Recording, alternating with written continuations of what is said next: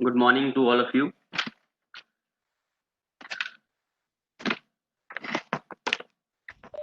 Good morning sir. Good morning. Good Sorry, morning sir. थोड़ा सा late हो गया एक्चुअली, कुछ नेटवर्क में इश्यूज आ रहे थे। That's why. चलिए, ऑल आर प्रेजेंट। 47। क्या बात है, ये डे बाय डे कम होते जा रहे हैं स्टूडेंट्स।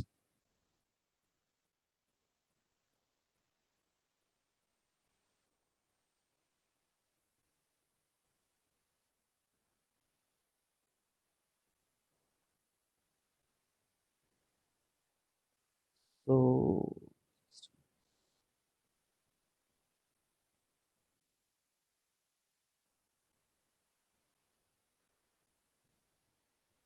चलिए जी, हमारा अभी तक जो टॉपिक्स थे, ethics and business negotiable instrument, हालांकि हमारे ख़त्म हो गए थे और हमने कुछ एमसीक्यूज भी करे थे इसके रिगार्डिंग।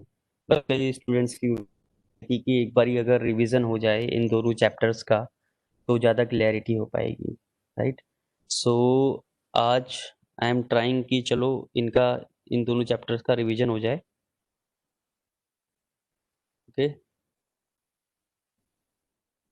चलिए, तो पहले कौन सा स्टार्ट करना है, एथिक्स और बिजनेस या नेगोशिएबल इंस्ट्रूमेंट? सर एथिक्स में क्वेश्चन में थोड़े डाउट है।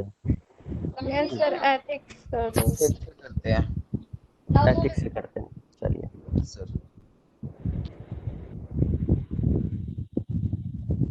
सर इसके थोड़े से क्वेश्चंस में 2-3 क्वेश्चन में डाउट थे, वो आप करा देना। हाँ, आप मुझे शेयर कर देना इनके क्वेश्चन। Okay sir. अभी बता दूं पहले या फिर आप पहले रिवाइज करा दोगे? आप बता दो, एक बारी पहले रिवाइज करा देंगे फिर उनका आंसर करेंगे। एक मिनट सर।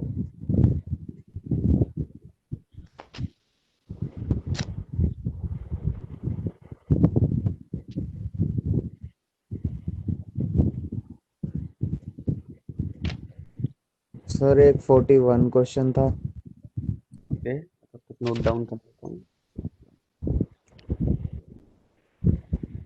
और 17, 18 और 19। ओके, और सर एक मिनट और भी है।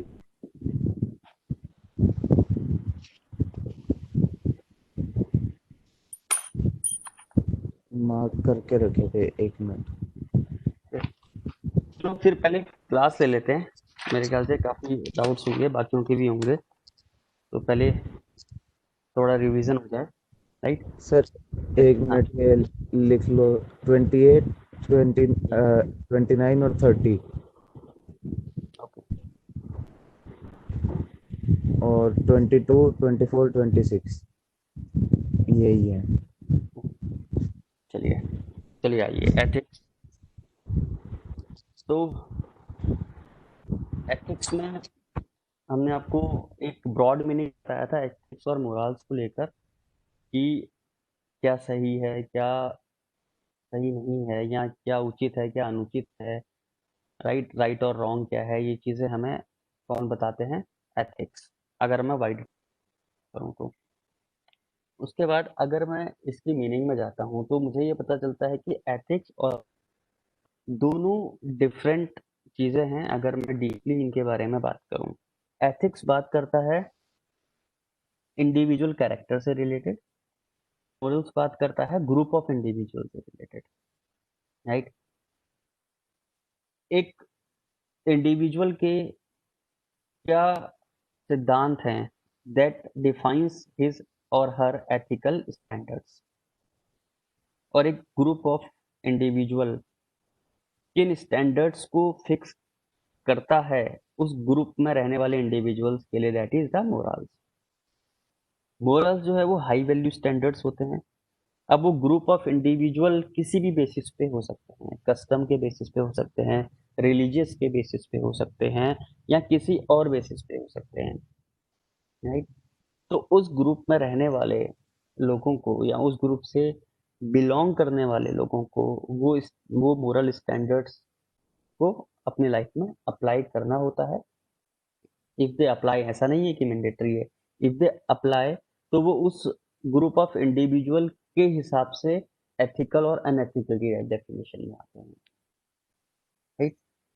जैसे फॉर एग्जांपल, आइए, जैसे हमने आपको एग्जांपल दिया था कि किसी पर्टिकुलर सिचुएशन में आप फंसे हुए हैं और वहां पे आपको सोचना है कि यहाँ सच बोला जाए या झूठ बोला जाए, that is once ethical standards.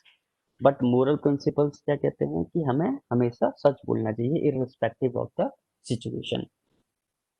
ऐसे कई सारे मोरल स्टैंडर्ड्स हैं जो किसी ग्रुप ऑफ इंडिविजुअल से रिलेटेड नहीं है, जो कि वर्ल्ड वाइड फॉलो होते हैं, राइट। जैसे ओबे your parents, respect your elders, right. चोरी नहीं करनी चाहिए, ये सारी चीजें ऐसी हैं जो कि वर्ल्ड वाइड फॉलो होती हैं।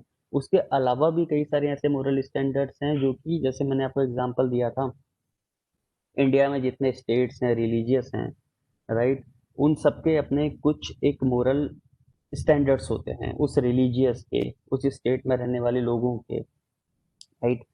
तो उसमें फॉल करने वाले लोगों को वो स्टैंडर्ड्स फॉलो करने होते हैं। जैसे आपने देखा होगा किसी रिलीजियस में कोई और फेस्टिवल मनाया जाता है, किसी में कोई और मनाया जाता है, किसी में कुछ मोरल स्टैंडर्ड्स होते हैं, किसी का रहना खाना पीना, कई चीज़ें अलग होती हैं religious to religious, culture to culture. तो ये क्या है, मोरल स्टैंडर्ड्स हैं जो किसी ग्रुप ऑफ इंडिविजुअल के द्वारा फिक्स किए हुए हैं। और एथिक्स क्या होता है, individual character. Ethics individual to individual differ हो सकते हैं, क्योंकि मैंने आपको बताया था कि एथिक्स क्या है, एक फिलॉसफी है। और फिलॉसफी की जब भी बात आती है तो फिलॉसफी जहां पर भी आता है वहां पे पैराडॉक्स हो जाता है। पैराडॉक्स मतलब विरोधाभास। अगर किसी की नज़र में कोई चीज़ सही है तो ज़रूरी नहीं है कि दूसरे के नज़रिए में भी वो चीज़ ठीक हो। फॉर एग्जाम्पल, आपका जो फ्रेंड सर्कल है उसमें जो आपके क्लोज फ्रेंड्स हैं, वो सारे फ्रेंड्स वो होते हैं जिनका कहीं ना कहीं उनकी सोच, उनका व्यवहार, राइट, वो सारी चीज़ें आपस में मिलती हैं, तो वो एक क्लोज फ्रेंड सर्कल बन जाता है। तो वहाँ पर क्या होते हैं कि आपने देखा होगा कि नॉर्मली आप लोगों का व्यवहार, बातचीत और आप लोगों के एथिकल स्टैंडर्ड्स कहीं ना कहीं मैच होते हैं। जहाँ पर बिल्कुल ही डिफर होते हैं वहाँ पर आप उन लोगों से भी मिलना पसंद नहीं करते। So ethical standards individual to individual vary कर सकते हैं, और जो मोरल स्टैंडर्ड्स होते हैं वो ग्रुप ऑफ इंडिविजुअल्स के बाद डिफर हो सकते हैं। जैसे एक ग्रुप ऑफ इंडिविजुअल का कुछ और मोरल स्टैंडर्ड्स होंगे और एक दूसरे ग्रुप ऑफ इंडिविजुअल का कुछ और मोरल स्टैंडर्ड्स हो सकते हैं, ठीक। फिर हमने बात करी थी कि एथिक्स का इवोल्यूशन कैसे हुआ। तो जैसे जैसे सोसाइटी इवॉल्व होती गई, जैसे मैंने आपको बताया था कि कई लेटर्स ऐसे होते हैं जो कि ग्रीक लिखे जाते हैं। तो ग्रीक सबसे पहले सिविलाइज्ड होने वाली सोसाइटी थी। तो जैसे जैसे सोसाइटी इवॉल्व होती गई वैसे वैसे एथिकल प्रिंसिपल्स भी इवॉल्व होते गए, और जो ethical principles as per the society accepted था उन्हें प्रमोट किया गया, और जो एक्सेप्टेबल बिहेवियर नहीं था उसे नेग्लिगेट कर दिया गया या उसका अबेंडन कर दिया गया, उसको छोड़ दिया गया। जैसे फॉर एग्जाम्पल, जो आपकी बुक में भी है, हमने दिया था कि एक बहुत सालों पहले एक सती प्रथा हुआ करती थी, राइट। एक टाइम तक चलने के बाद लोगों को ये लगा कि नहीं, इस तरह का बिहेवियर ये अनएथिकल बिहेवियर है, इसको, ये एक्सेप्टेबल बिहेवियर नहीं है, इसको खत्म कर दिया जाना चाहिए। उसके बाद धीरे धीरे धीरे उन चीज़ों को खत्म कर दिया गया और उन चीज़ों को प्रमोट किया गया, आगे बढ़ाया गया, जो कि एक्सेप्टेबल बिहेवियर में शामिल होती है, मतलब जो कि देश के लिए, समाज के लिए और वहाँ रहने वाले लोगों के लिए हार्मफुल ना हो।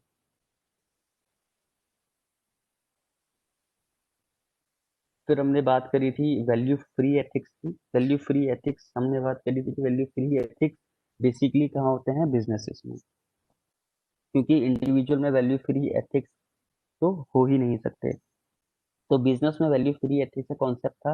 ये कॉन्सेप्ट क्या बोलता है कि एक बिजनेस में सारे एथिकल स्टैंडर्ड्स को फॉलो नहीं किया जा सकता। बिजनेस में केवल एक ही रिलेशनशिप होता है और वो होता है बिजनेस और वेंडर का, बिजनेसमैन और वेंडर का रिलेशन होता है, राइट। क्योंकि बिजनेस जब भी एस्टेब्लिश किया जाता है वो मॉनेटरी बेनिफिट्स के लिए किया जाता है most of the times, right? तो उसमें नॉर्मल एथिकल प्रिंसिपल्स को इवॉल्व करना बिजनेस को नुकसान करने के लिए माना गया है, इसलिए उसमें कहा जाता है कि बिजनेस में वो वैल्यू फ्री एथिक्स होते हैं। बट फिर हमने बात की थी कि एक बिजनेस सोसाइटी में रन होता है और सोसाइटी इंडिविजुअल्स से ही फॉर्म होती है। तो अगर एक बिजनेस पूरी तरह से वैल्यू फ्री एथिक्स पे काम करेगा तो उसका बिजनेस लॉन्ग रन में सस्टेन नहीं कर पाएगा। सो लॉन्ग रन में सस्टेन करने के लिए बिजनेस को चाहिए कि वो अ, अपने बिजनेस में एथिकल प्रिंसिपल्स को फॉलो करें।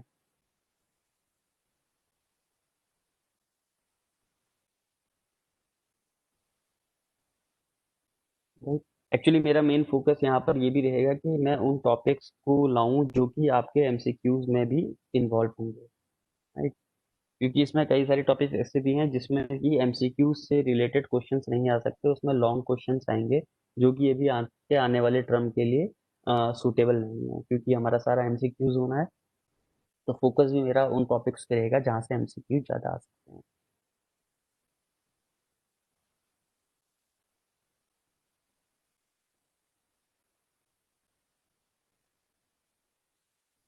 Business as a professional code, code of conduct के बारे में मैंने आपको बताया था कि बिजनेस में एक कोड ऑफ कंडक्ट फॉलो होते हैं, और कोड ऑफ कंडक्ट का फॉलो होना ज़रूरी क्यों है किसी भी प्रोफेशन में? ताकि जिन क्लाइंट्स को सर्व कर रहे हो आप, जिस पब्लिक एट लार्ज को सर्व कर रहे हो, उनका आपके ऊपर ट्रस्ट होता है। और आपने उन कोड ऑफ कंडक्ट का अगर वायलेशन करा तो सिर्फ आपके लिए ही ट्रस्ट का खत्म नहीं होगा, जबकि उस एंटायर प्रोफेशन के लिए हो जाएगा। फॉर एग्जांपल अगर मैं मेडिकल प्रोफेशन को यहाँ पे लेकर आऊँ, तो जब भी आप किसी डॉक्टर के पास जाते हैं तो आप एक पॉजिटिव माइंड लेकर जाते हैं कि हमें जो भी प्रॉब्लम हो रही है, the doctor will resolve the problem, right? तो अगर मान लीजिए वो डॉक्टर का बिहेवियर अनएथिकल होता है, नेगेटिव होता है, तो सिर्फ आपका उस पर्टिकुलर डॉक्टर के लिए नहीं, धीरे धीरे आपका बाकी डॉक्टर्स के लिए भी आपका देखने का नजरिया चेंज हो जाएगा। तो इसलिए हर प्रोफेशन के कोड ऑफ कंडक्ट बनाए गए हैं जो कि उसकी गवर्निंग बॉडी बनाती है। जैसे हमारा जो इंस्टीट्यूट है आईसीएमएआई, यहाँ पर हमारे इंस्टीट्यूट के द्वारा भी कुछ कोड ऑफ कंडक्ट बनाए गए हैं प्रोफेशनल्स के लिए, ताकि हम जिन क्लाइंट को सर्व कर रहे हैं, जिन कंपनीज के लिए काम कर रहे हैं, उन कंपनीज का हमारे प्रोफेशन पे ट्रस्ट बना रहे। फॉर एग्जाम्पल कई कंपनीज या क्लाइंट की ऐसी इंफॉर्मेशन होती हैं जिनको हम लीक नहीं कर सकते, राइट? जिससे कि उनको फाइनेंशियली लॉस हो सकता है। तो एक क्लाइंट भी हमें अपना डेटा तभी देता है जब उसको ट्रस्ट होता है कि ये प्रोफेशन हमारी इंफॉर्मेशन को लीक नहीं करेगा। लेकिन अगर हमने उसके इस ट्रस्ट का वायलेशन करा, उसके इस ट्रस्ट को तोड़ा, तो होगा क्या कि उसका उस प्रोफेशन हमारे लिए ही नहीं बल्कि हमारे पूरे प्रोफेशन के लिए एक नेगेटिव इमेज बन के आएगी। तो इसलिए प्रोफेशनल कोड ऑफ कंडक्ट भी बिजनेस में लाए गए। उसके बाद हमने देखा था कि 7 principles of public life. There are 7 principles, that is selflessness, integrity, objectivity, accountability, openness, honest and leadership, right? अब यहाँ पर एमसीक्यूज में क्या आ सकता है कि आपको पूछा जाएगा कि बताइए इनमें से कौन 7 प्रिंसिपल्स ऑफ पब्लिक लाइफ में फॉल नहीं करता। तो एक ऑप्शन ऐसा होगा जो इन 7 प्रिंसिपल्स में से नहीं होगा। तो ये 7 प्रिंसिपल्स आपको फॉलो करने ज़रूरी है, क्योंकि हमारा सब्जेक्टिव नहीं है तो इनकी मीनिंग पे हमें लिखने की ज़रूरत नहीं है, बट ये 7 प्रिंसिपल्स आपको याद होने चाहिए।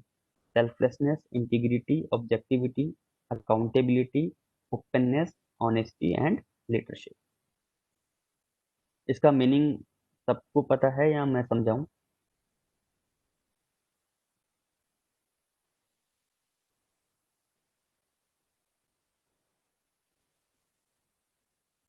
Yes, anyone? ठीक है, आगे बढ़े। और एनएसटी का बता दो एक बारी।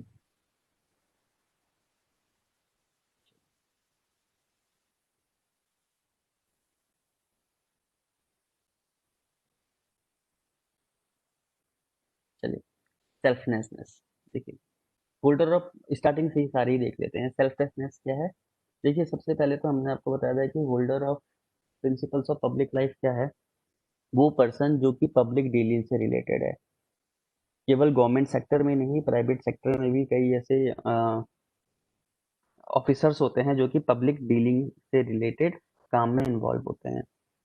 जो भी पर्सन जो कि पब्लिक डीलिंग से रिलेटेड काम कर रहा है उसके लिए कुछ प्रिंसिपल्स बनाए गए हैं ताकि पब्लिक एट लार्ज को उसका बेनिफिट हो सके, ठीक है? ताकि पब्लिक एट लार्ज को उससे रिलेटेड प्रॉब्लम फेस ना करने पड़े। तो पहला जो प्रिंसिपल था डेट इज सेल्फलेसनेस। सेल्फलेसनेस क्या बोलता है कि जो पब्लिक जो कि पब्लिक ऑफिस होल्ड कर रहा है, पब्लिक डीलिंग से रिलेटेड है, उसके जितने भी सारे काम होंगे वो पब्लिक के लिए होंगे। मतलब कुछ ऐसा काम उसको नहीं करना चाहिए जिससे कि उसको कोई फाइनेंशियल गेन हो या उसके फैमिली मेंबर्स को कोई फाइनेंशियल गेन हो या उसके रिलेटिव्स या उसके नोन जो भी फ्रेंड्स हैं उनको कोई फाइनेंशियल गेन हो। Holder of public office should take decisions solely in terms of public interest.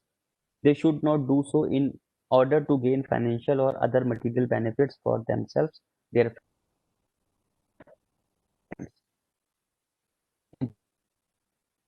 Holder of public office should not place themselves under any financial or other obligation to outside individuals or organizations that might influence them in the performance of their official duties. See, integrity क्या होता है? Integrity का जो meaning है हिंदी में that is अखंडता।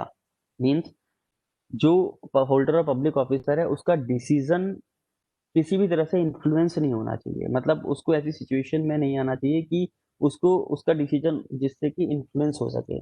For example कोई एक मिस्टर एक्स है जो कि पब्लिक ऑफिस होल्ड करता है, उसके पास मिस्टर वाई आया तो वाई ने उससे वाली बात की और उसको इनवाइट करा, राइट? अब उसको इनवाइट करा और पार्टी के लिए इनवाइट करा और वो क्या सारी चीजें थी। उसके बाद उस वाई ने अपना मोटिव उसके सामने रखा, मिस्टर एक्स के सामने, कि सो एंड सो कॉन्ट्रैक्ट से रिलेटेड कोई मोटिव रखा। तो अब यहाँ पर क्या हुआ कि अगर जो मिस्टर एक्स है जो पब्लिक होल्डर है, पब्लिक ऑफिस होल्डर है, अगर वो उस पर्सन से एक रिलेशन की वजह से, चाहे वो दोस्ती का रिलेशन हो या किसी भी रिलेशन हो, उस वजह से अगर उसका डिसीजन इन्फ्लुएंस हो सकेगा तो वो इन प्रिंसिपल्स के दायरे से बाहर आ जाएगा। मतलब अगर उसके पास उस पर्सन की फाइल आती है जिससे वो बहुत अच्छी तरह से मिला हुआ है और जिसकी वजह से उसका डिसीजन इन्फ्लुएंस हो सकता है, तो उसे इस तरह की सिचुएशंस में नहीं आना चाहिए। अगर इन केस वो आ भी रहा है तो उसको अपना डिसीजन को इन्फ्लुएंस नहीं होने देना चाहिए। फॉर एग्जांपल जैसे आप पब्लिक होल्डर हैं, आप ऑफिसर हैं और आपका कोई फ्रेंड आया, किसी आपने कोई टेंडर निकाला, टेंडर में जनरल पब्लिक ने भी अप्लाई करा, आपके फ्रेंड ने भी अप्लाई करा, क्योंकि वो आपका बहुत पुराना फ्रेंड था, तो आपका डिसीजन इस चीज को लेकर इन्फ्लुएंस हो सकता था, लेकिन आपने अपने डिसीजन को इन्फ्लुएंस नहीं होने दिया और जो टर्म एंड कंडीशन है उसके अकॉर्डिंग ही टेंडर को एलोकेट करा। तो यहाँ पर आपने होल्डर ऑफ पब्लिक ऑफिस के जो प्रिंसिपल्स हैं उनका अवॉइडेंस नहीं करा, उसको नेग्लिजेंस नहीं करा। तो वो इंटीग्रिटी ये बोलता है कि आपको किसी ऐसी सिचुएशन में नहीं आना ताकि आपका डिसीजन उससे इन्फ्लुएंस हो सके और आपका जो ड्यूटी है अब वो उसकी परफॉर्मेंस किसी तरह से खराब हो सके। Next objectivity.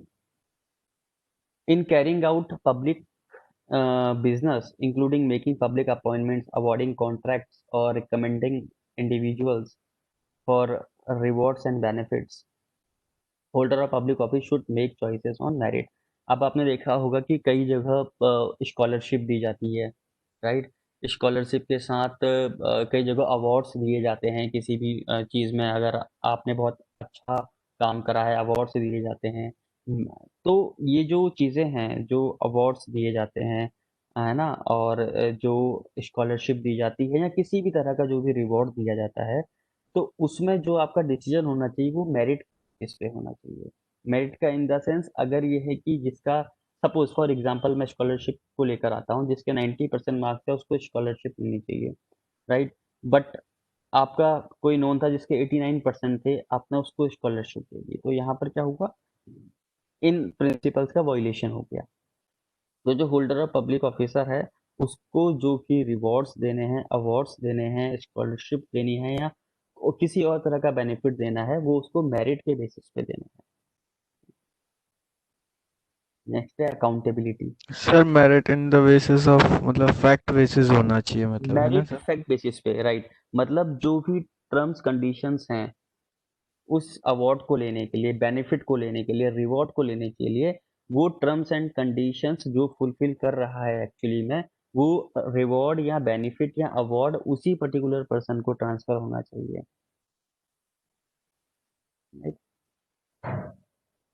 Next accountability. Holder of public office are accountable for their decisions and actions to the public and must submit themselves to whatever scrutiny is appropriate to their office. See what he is saying, accountability. Holder of public officer के बारे में कहा गया कि उसके जो भी decisions होंगे वो उस सब के लिए अकाउंटेबल होगा, चाहे वो डिसीजंस पब्लिक के फेवर में हो या फेवर में ना हो। अगर होल्डर ऑफ पब्लिक ऑफिसर के ऊपर स्क्रूटनी हो जाती है किसी भी केस को लेकर और ये देखा जाता है कि उसने पब्लिक के अगेंस्ट में जाकर काम किया है, तो वो उस चीज की अकाउंटेबिलिटी किसी थर्ड पर्सन पे नहीं डाल सकता।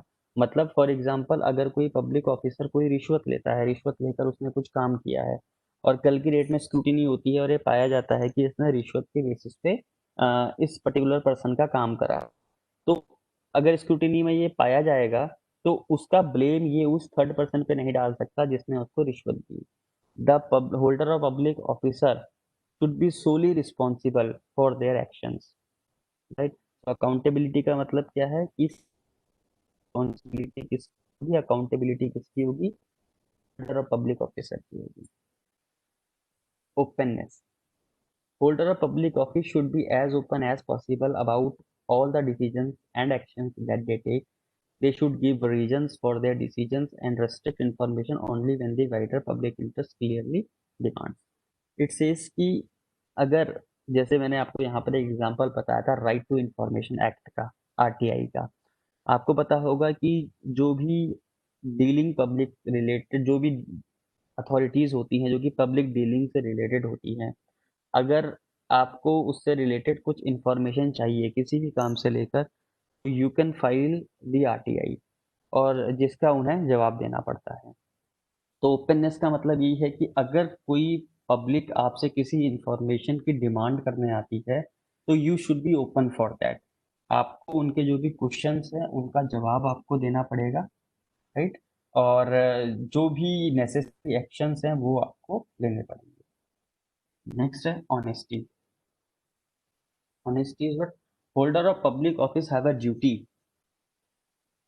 Holder of public office have a duty to declare any private interest relating to their public duties and to take steps to resolve any conflict arising in a way that protects the public interest. Holder of public office have a duty to declare any private interest.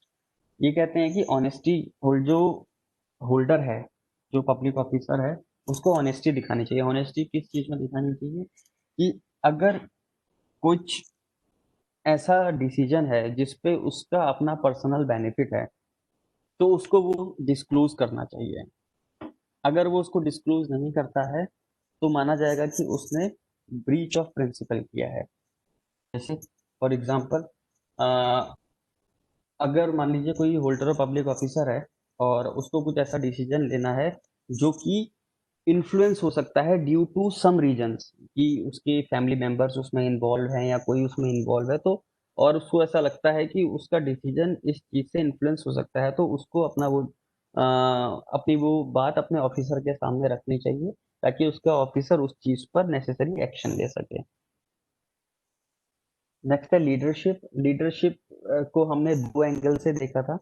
Holder of public office should promote and support these principles by sound leadership and prove to be example in whatever they perform. इस leadership को हमने दो angle से कैसे देखा था। पहला angle था कि अगर एक पब्लिक ऑफिसर ऊपर दिए हुए 6 प्रिंसिपल्स को फॉलो करता है तो वो एक बेंचमार्क सेट कर सकता है बाकी पब्लिक ऑफिसर्स के लिए, राइट। पहला तो ये था। दूसरा क्या है कि अगर कोई दूसरा पब्लिक ऑफिसर कुछ ऐसा काम कर रहा है जो कि पब्लिक इंटरेस्ट के लिए नहीं है, और अगर किसी दूसरे पब्लिक ऑफिसर को इस चीज के बारे में पता चलता है और वो उसके खिलाफ आवाज उठाता है, तो इसको भी हम लीडरशिप की कैटेगरी में देख सकते हैं कि वो जो नेगेटिव हो रहा है पब्लिक डिपार्टमेंट में, उसके खिलाफ वो आवाज उठा रहा है, तो वो एक लीडरशिप स्किल सेट कर रहा है कि हम कोई भी चीज पब्लिक के अगेंस्ट नहीं होने देंगे। और दूसरा, अगर कोई पब्लिक ऑफिसर इन 6 प्रिंसिपल्स को फॉलो कर रहा है तो वो एक बेंचमार्क सेट कर रहा है दूसरे पब्लिक ऑफिसर्स के लिए कि वो भी इस तरह के प्रिंसिपल्स को फॉलो करके पब्लिक के बेनिफिट के लिए काम करें। तो these are the 7 principles of public right.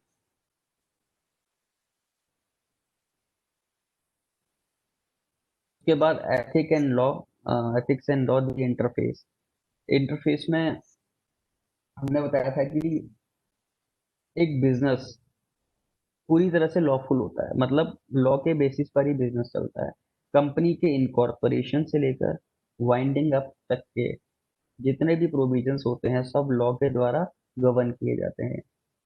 कौन कौन से लॉफुली कंप्लाइंसेस होते हैं कंपनी से रिलेटेड, राइट। और जो भी कंपनी में चीजें होती हैं वो सारी लॉ के अकॉर्डिंगली फॉलो होती हैं, और अगर कोई पर्सन लॉ को फॉलो नहीं करता तो उसके ऊपर legal provisions, penalty provisions, panel provisions apply होते हैं। नाउ द क्वेश्चन इज कि चलिए एक बिजनेस तो 100% लॉ से गवर्न होता है, बट क्या 100% एथिक्स के से भी गवर्न होता है? तो हमने देखा था कि कुछ एथिकल स्टैंडर्ड्स ऐसे हैं जो कि इलीगल भी हैं, कुछ अनएथिकल प्रैक्टिस ऐसी है जो कि इलीगल भी है, लेकिन कुछ अनएथिकल प्रैक्टिसेस ऐसी भी हैं जो कि हैं तो अनएथिकल लेकिन इलीगल नहीं है। तो वो एथिक्स जिनकी जो कि जिनकी लीगलिटी लॉफुली डिफाइंड की जा सकती है, वो तो एक बिजनेसमैन को फॉलो करने ही पड़ते हैं। आप देखेंगे कि बीच में जो पॉइंट इंटरसेक्ट कर रहा है लॉ और एथिक्स को लेकर, वो यही चीज बता रहा है। ये जो पूरा पोर्शन लॉ का है, इसमें से जितना पोर्शन, सॉरी, जो पूरा पोर्शन एथिक्स का है, उसमें से जितना पोर्शन लॉ को इंटरसेक्ट कर रहा है, ये वो एथिकल प्रिंसिपल्स हैं जो कि अगर एक बिजनेसमैन फॉलो ना करे तो वो अनएथिकल के साथ साथ इलीगल एक्टिविटी में भी फॉल करेगा। जैसे चाइल्ड लेबर, हमने एक एग्जांपल दिया था। चाइल्ड लेबर क्या है? चाइल्ड लेबर को रखना इलीगल है और साथ ही साथ क्या है, अनएथिकल भी है। तो ये एक्टिविटी क्या है, इलीगल भी है, अनएथिकल भी है, जो कि ये इंटरसेक्ट पॉइंट के द्वारा आपको दिखाई जा रही है। अब जो ये इंटरसेक्ट पॉइंट के बाहर जो एथिक्स वाला पोर्शन है, ये अगर एक बिजनेसमैन फॉलो ना भी करे तो उसके ऊपर कोई लीगल इम्प्लीकेशंस नहीं होंगे, लेकिन अगर उसको लॉन्ग रन में सस्टेन करना है तो उसको इन एथिकल प्रिंसिपल्स को भी फॉलो करना पड़ेगा। जैसे फॉर एग्जांपल, आप किसी शॉप में जाते हैं और वो शॉप वाला आपको बहुत अच्छे से वेलकम करता है, बात करता है, चाय पानी पिलाता है। तो ये अगर वो ऐसा नहीं करता है तो आप उस पर क्लेम नहीं कर सकते कि इसने मेरे को अच्छे से वेलकम नहीं करा, इसने मेरे को पानी नहीं दिया, ये नहीं दिया। तो ये चीजें इलीगल नहीं है। लेकिन अगर कोई ऐसा कर रहा है, इन एथिकल प्रिंसिपल्स को अपना रहा है, तो वो क्या कर रहा है, बाकी शॉपकीपर से एक स्टेप आगे जाकर अपना काम कर रहा है। तो क्या होता है, एक कंज्यूमर उस शॉप पर बार बार आता है, और अगर उस शॉप पे कोई चीज आपको थोड़ी सी एक्सपेंसिव भी मिल रही है तो यू कैन अफोर्ड, राइट। क्योंकि आपको सारी चीजें वहां पे कायदे से शो की जाती हैं, जो आपकी नीड है वो आपकी पूरी तरह से फुलफिल की जाती हैं, दिखाई जाती हैं आपको। तो ये जो एथिक्स वाला पोर्शन है जो कि लॉ को इंटरसेक्ट नहीं कर रहा है, लॉफुली एक बिजनेसमैन को ये अपने बिजनेस में अप्लाई करना मैंडेटरी नहीं है, बट फ्रॉम द जो उसका मोटिव है, प्रॉफिट मोटिवेशन, जो प्रॉफिट, जो उसका मॉनेटरी बेनिफिट वाला जो मोटिव है बिजनेस को लेकर, अगर उसको वो लॉन्ग टर्म में भी ले जाना है तो उसको इन एथिकल प्रिंसिपल्स को भी फॉलो करना पड़ेगा। जैसे मैंने आपको बताया था, कई सारी कंपनीज हैं, जैसे हिंदुस्तान यूनिलीवर। हिंदुस्तान यूनिलीवर जब जहाँ इसके रूरल एरियाज में प्लांट हैं, वहां पे इनका एक इवेंट चलता है नारी शक्ति के नाम से। तो वहां पर जो उस रूरल एरिया की जो लेडीज होती हैं, उनको सशक्त किया जाता है, उनको स्किल्ड किया जाता है। वो जिस काम में उनका इंटरेस्ट होता है, उससे रिलेटेड उनको एजुकेशन दी जाती है, और एजुकेशन देने के बाद फिर उनको रोजगार दिया जाता है। तो यहाँ पर ये कंपनी से जो काम होते हैं, ऐसे ही अगर मैं रिलायंस इंडस्ट्रीज की बात करूँ तो रूरल एरिया में जो उनके प्लांट होते हैं, वहाँ पे जो लेबर होती हैं उनके बच्चों के लिए फ्री एजुकेशन, है ना, उनकी फैमिली के लिए फ्री मेडिकल फैसिलिटीज वहाँ पर दी जाती हैं। तो ये क्या है, हालांकि लॉफुली तो ये कंपलसरी नहीं है कंपनी के लिए करना, बट एथिकली कंपनी चीजें कर रही हैं, जिससे क्या होता है उस एरिया के लोग उस कंपनी के साथ इमोशनली तौर से भी अटैच होते हैं। तो और उनका जो मोटिव होता है बिजनेस को लॉन्ग रन में ले जाने का, सस्टेन करने का, प्रॉफिट मोटिव का, क्योंकि एक बिजनेस में अगर एम्प्लॉयज या लेबर नहीं होंगे, राइट, जो कि मोटिवेटेड नहीं होंगे, और वो भी मोटिवेटेड लेबर्स अगर नहीं होंगे, एम्प्लॉयज नहीं होंगे, तो वो बिजनेस लॉन्ग टर्म में सस्टेन नहीं कर पाएगा। तो एक बिजनेस को इन एथिक्स को फॉलो करना चाहिए, केवल कंज्यूमर के पॉइंट ऑफ व्यू से ही नहीं, अपने एम्प्लॉयज के पॉइंट ऑफ व्यू से भी, राइट, और साथ ही साथ गवर्नमेंट के पॉइंट ऑफ व्यू से भी, कि गवर्नमेंट को जो भी टैक्सेस जा रहे हैं वो एक्यूरेटली और टाइमली जा रहे हैं, राइट। अगर वो एक्यूरेटली और टाइमली नहीं जाएंगे तो बिजनेस पे लीगल प्रोविजन आ सकते हैं, और अगर कुछ लीगल नोटिस आ जाए तो उसके ऑनर का माइंडसेट अपने मेन मोटिव से हटके लीगल पॉइंट ऑफ व्यू की तरफ भी चला जाएगा, जिससे बिजनेस में डाउनफॉल होने की प्रोबेबिलिटी हुई है। ठीक, तो ये सारी चीजें हैं जिसको एक बिजनेस को अपने बिजनेस में अडॉप्ट करके आगे करना चाहिए।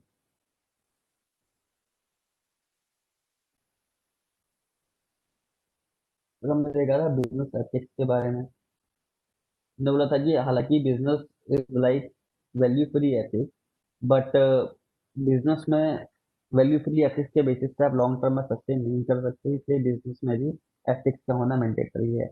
और साथ ही साथ हमारे पास तो 12 पॉइंट्स थे, जिनके बेसिस पे हमने ये डिसाइड किया था कि बिजनेस में बिजनेस एथिक्स का होना जरूरी क्यों है।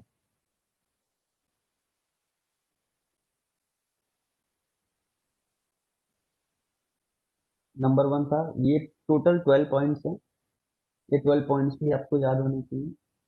पहला है स्टॉप बिजनेस माल प्रैक्टिसेस। हाँ, बिजनेस में माल प्रैक्टिसेस को रोकने के लिए, ब्लैक मार्केटिंग को रोकने के लिए, अर्बिट्रेशन को रोकने के लिए, चीटिंग्स को रोकने के लिए, cheatings and rate and measures को रोकने के लिए, डुप्लीकेट प्रोडक्ट्स को सेल करने से रिलेटेड, हार्मफुल प्रोडक्ट को सेल करने से रिलेटेड, इन सब चीज़ों को रोकने के लिए बिजनेस में बिजनेस एथिक्स का होना जरूरी है। फिर था improve customers confidence.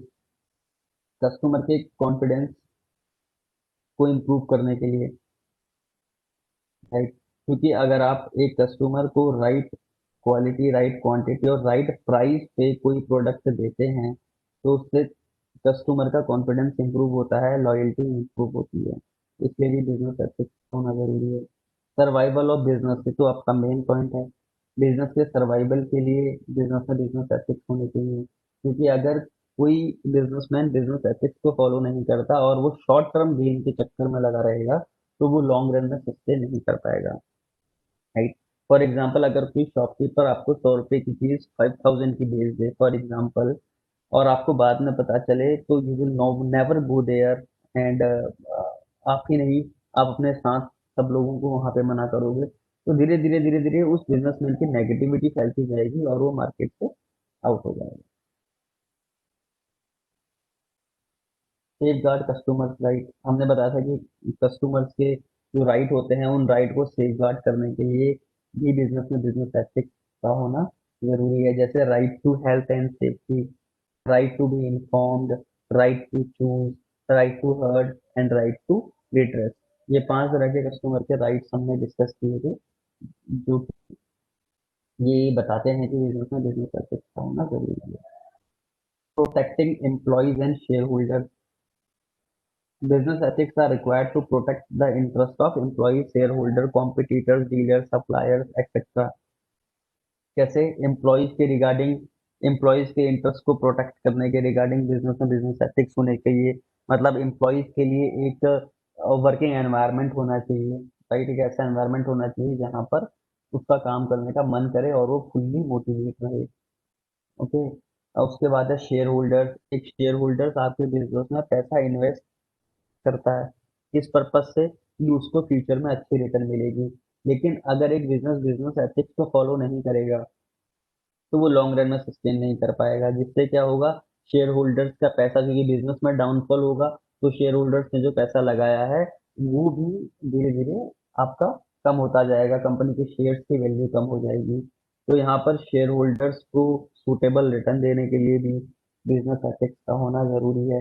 Competitors, right, जो भी कंपटीशन होना चाहिए वो हेल्थी कंपटीशन होना चाहिए, राइट। किसी भी तरह का नेगेटिव कंपटीशन नहीं होना चाहिए कि आप किसी दूसरे प्रोडक्ट के बारे में कोई रूमर फैलाकर उस प्रोडक्ट को मार्केट से आउट करने की कोशिश करो, इस तरह का कंपटीशन नहीं होना चाहिए। डीलर्स और सप्लायर्स के रिगार्डिंग, कि जो आप सप्लायर से ले रहे हैं उनको टाइमली पेमेंट होनी चाहिए, राइट। तो ये सारी चीजें हैं जिसकी वजह से बिजनेस में बिजनेस एथिक्स का होना जरूरी है। अब आप सोचिए कि अगर आप बिजनेस में बिजनेस एथिक्स को लेकर नहीं होंगे, आपने सप्लायर की टाइमली पेमेंट नहीं की, तो क्या होगा, सप्लायर भी आपको आगे से टाइमली सप्लाई नहीं करेगा। और अगर टाइमली आपको सप्लाई नहीं हो पाई तो आपका प्रोडक्शन नहीं हो पाएगा, प्रोडक्शन नहीं होगा तो मार्केट में आपका सामान नहीं पहुंच पाएगा, और सामान नहीं पहुंचेगा तो आपका कॉम्पिटिटर आकर आपकी मार्केट को एक्सपायर कर लेगा। तो ये सारी चीजें हैं जो कि एक बिजनेस को लॉन्ग टर्म में सस्टेन करने के लिए जरूरी है। फिर डेवलप गुड रिलेशनशिप। एक बिजनेसमैन अगर कोई एथिकल प्रिंसिपल्स को फॉलो करता है तो कस्टमर के साथ, सप्लायर के साथ उससे बहुत अच्छे रिलेशनशिप बिल्ड होते हैं। And business is all about marketing, right, networking. अगर आपकी नेटवर्किंग ही नहीं है, और नेटवर्किंग डेवलप कैसे होगी, जब तक आप एथिकल प्रिंसिपल्स को फॉलो नहीं करोगे तो आपकी नेटवर्किंग भी डेवलप नहीं होगी। आप कस्टमर को अगर अच्छे रिगार्ड नहीं करोगे तो कस्टमर नेक्स्ट टाइम से पॉसिबिलिटी है कि आपके पास ना आए। तो कस्टमर को जोड़े रखने के लिए एथिक्स को आपको अपने बिजनेस में लेकर आना पड़ेगा, ताकि कस्टमर आपके साथ जुड़ा रहे, आपकी नेटवर्किंग बनी रहे। नेटवर्किंग बनी रहने से आपके बिजनेस की प्रॉफिटेबिलिटी भी बनी रहेगी। फिर है क्रिएट्स गुड इमेज।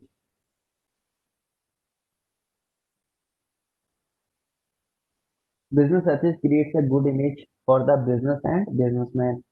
जैसे मैंने आपको एक केस स्टडी बताई थी रतन टाटा जी की, तो वहां पर उनकी जो इमेज थी वो एक बहुत पॉजिटिव इमेज है, हालांकि आज के टाइम में भी पॉजिटिव इमेज है लोगों के माइंड में उनको लेकर। तो जब भी टाटा का नाम आता है तो एक ट्रस्ट, एक रिलायबिलिटी नाम का फैक्टर ऑटोमेटिकली आ जाता है। तो इससे क्या हुआ, ये उनकी बहुत ही गुड इमेज बन गई। ये इमेज बनी कैसे, ये इमेज बनी उनके द्वारा एथिकल प्रिंसिपल्स को फॉलो करने की वजह से।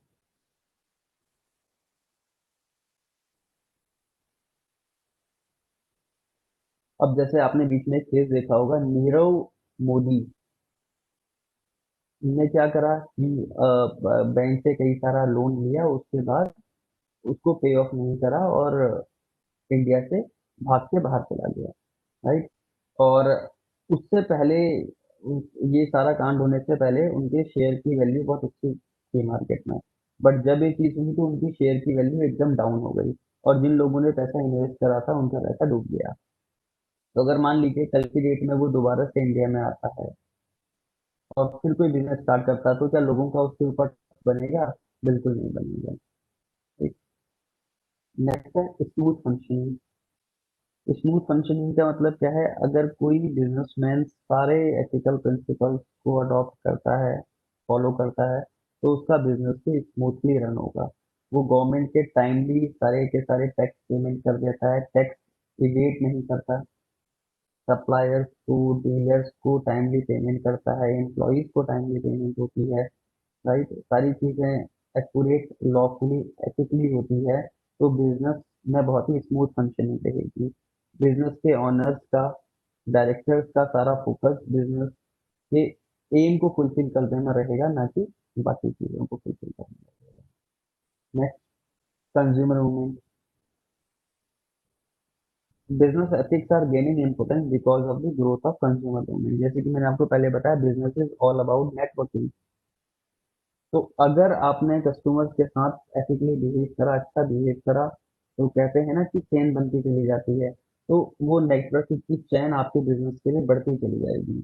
और जितना कंज्यूमर आपके बिजनेस के साथ आएगा, उतने ही आपके बिजनेस की profitability day by day increase होती जाएगी।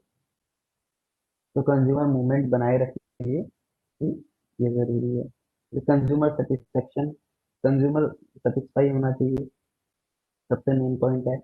अगर आपने कुछ गुड्स या सर्विसेज दी और कंज्यूमर सेटिस्फाई नहीं हुआ तो वो नेक्स्ट टाइम से कभी भी आपका गुड्स सामान नहीं खरीदेगा।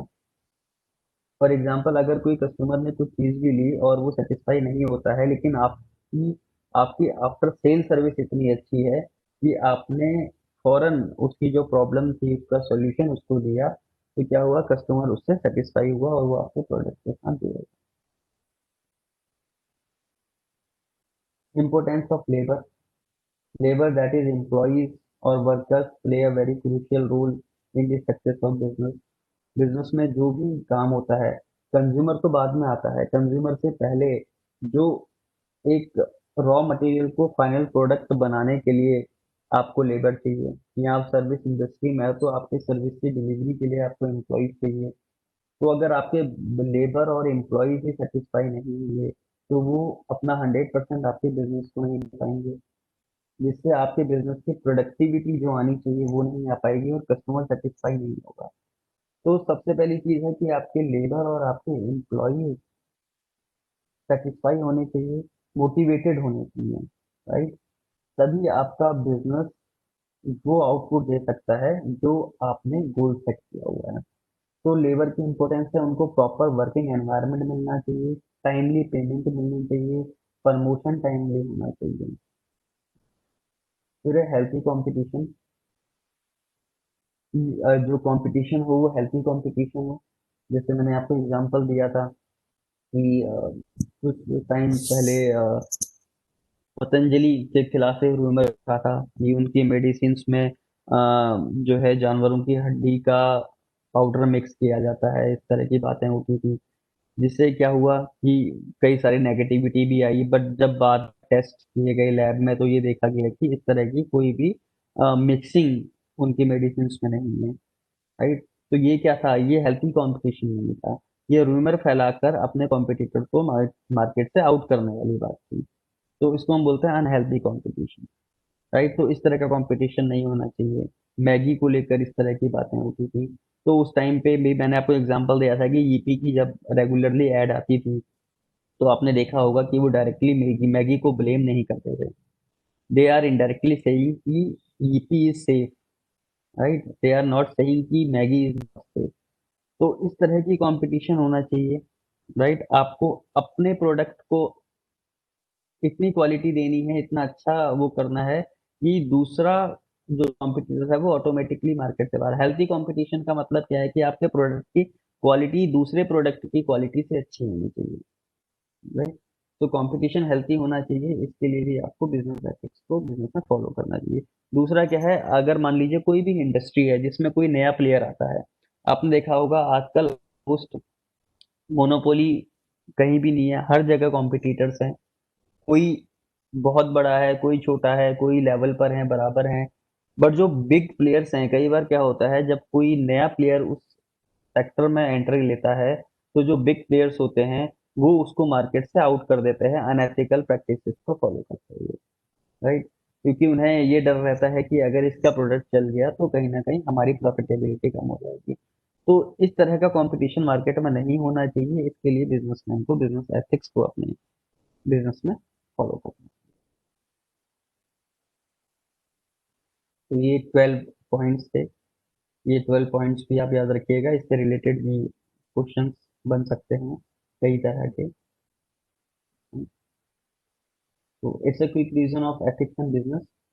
अब एक बार नेगोशिएबल इंस्ट्रूमेंट का भी हम लोग देख लेते हैं, फिर उसके बाद जो क्वेश्चंस हैं, जो हमारे डाउट्स हैं, उनको लेंगे, right. Ethics and business, okay.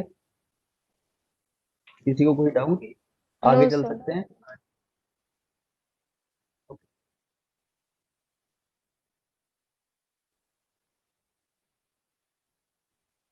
Negotiable instrument act 1881।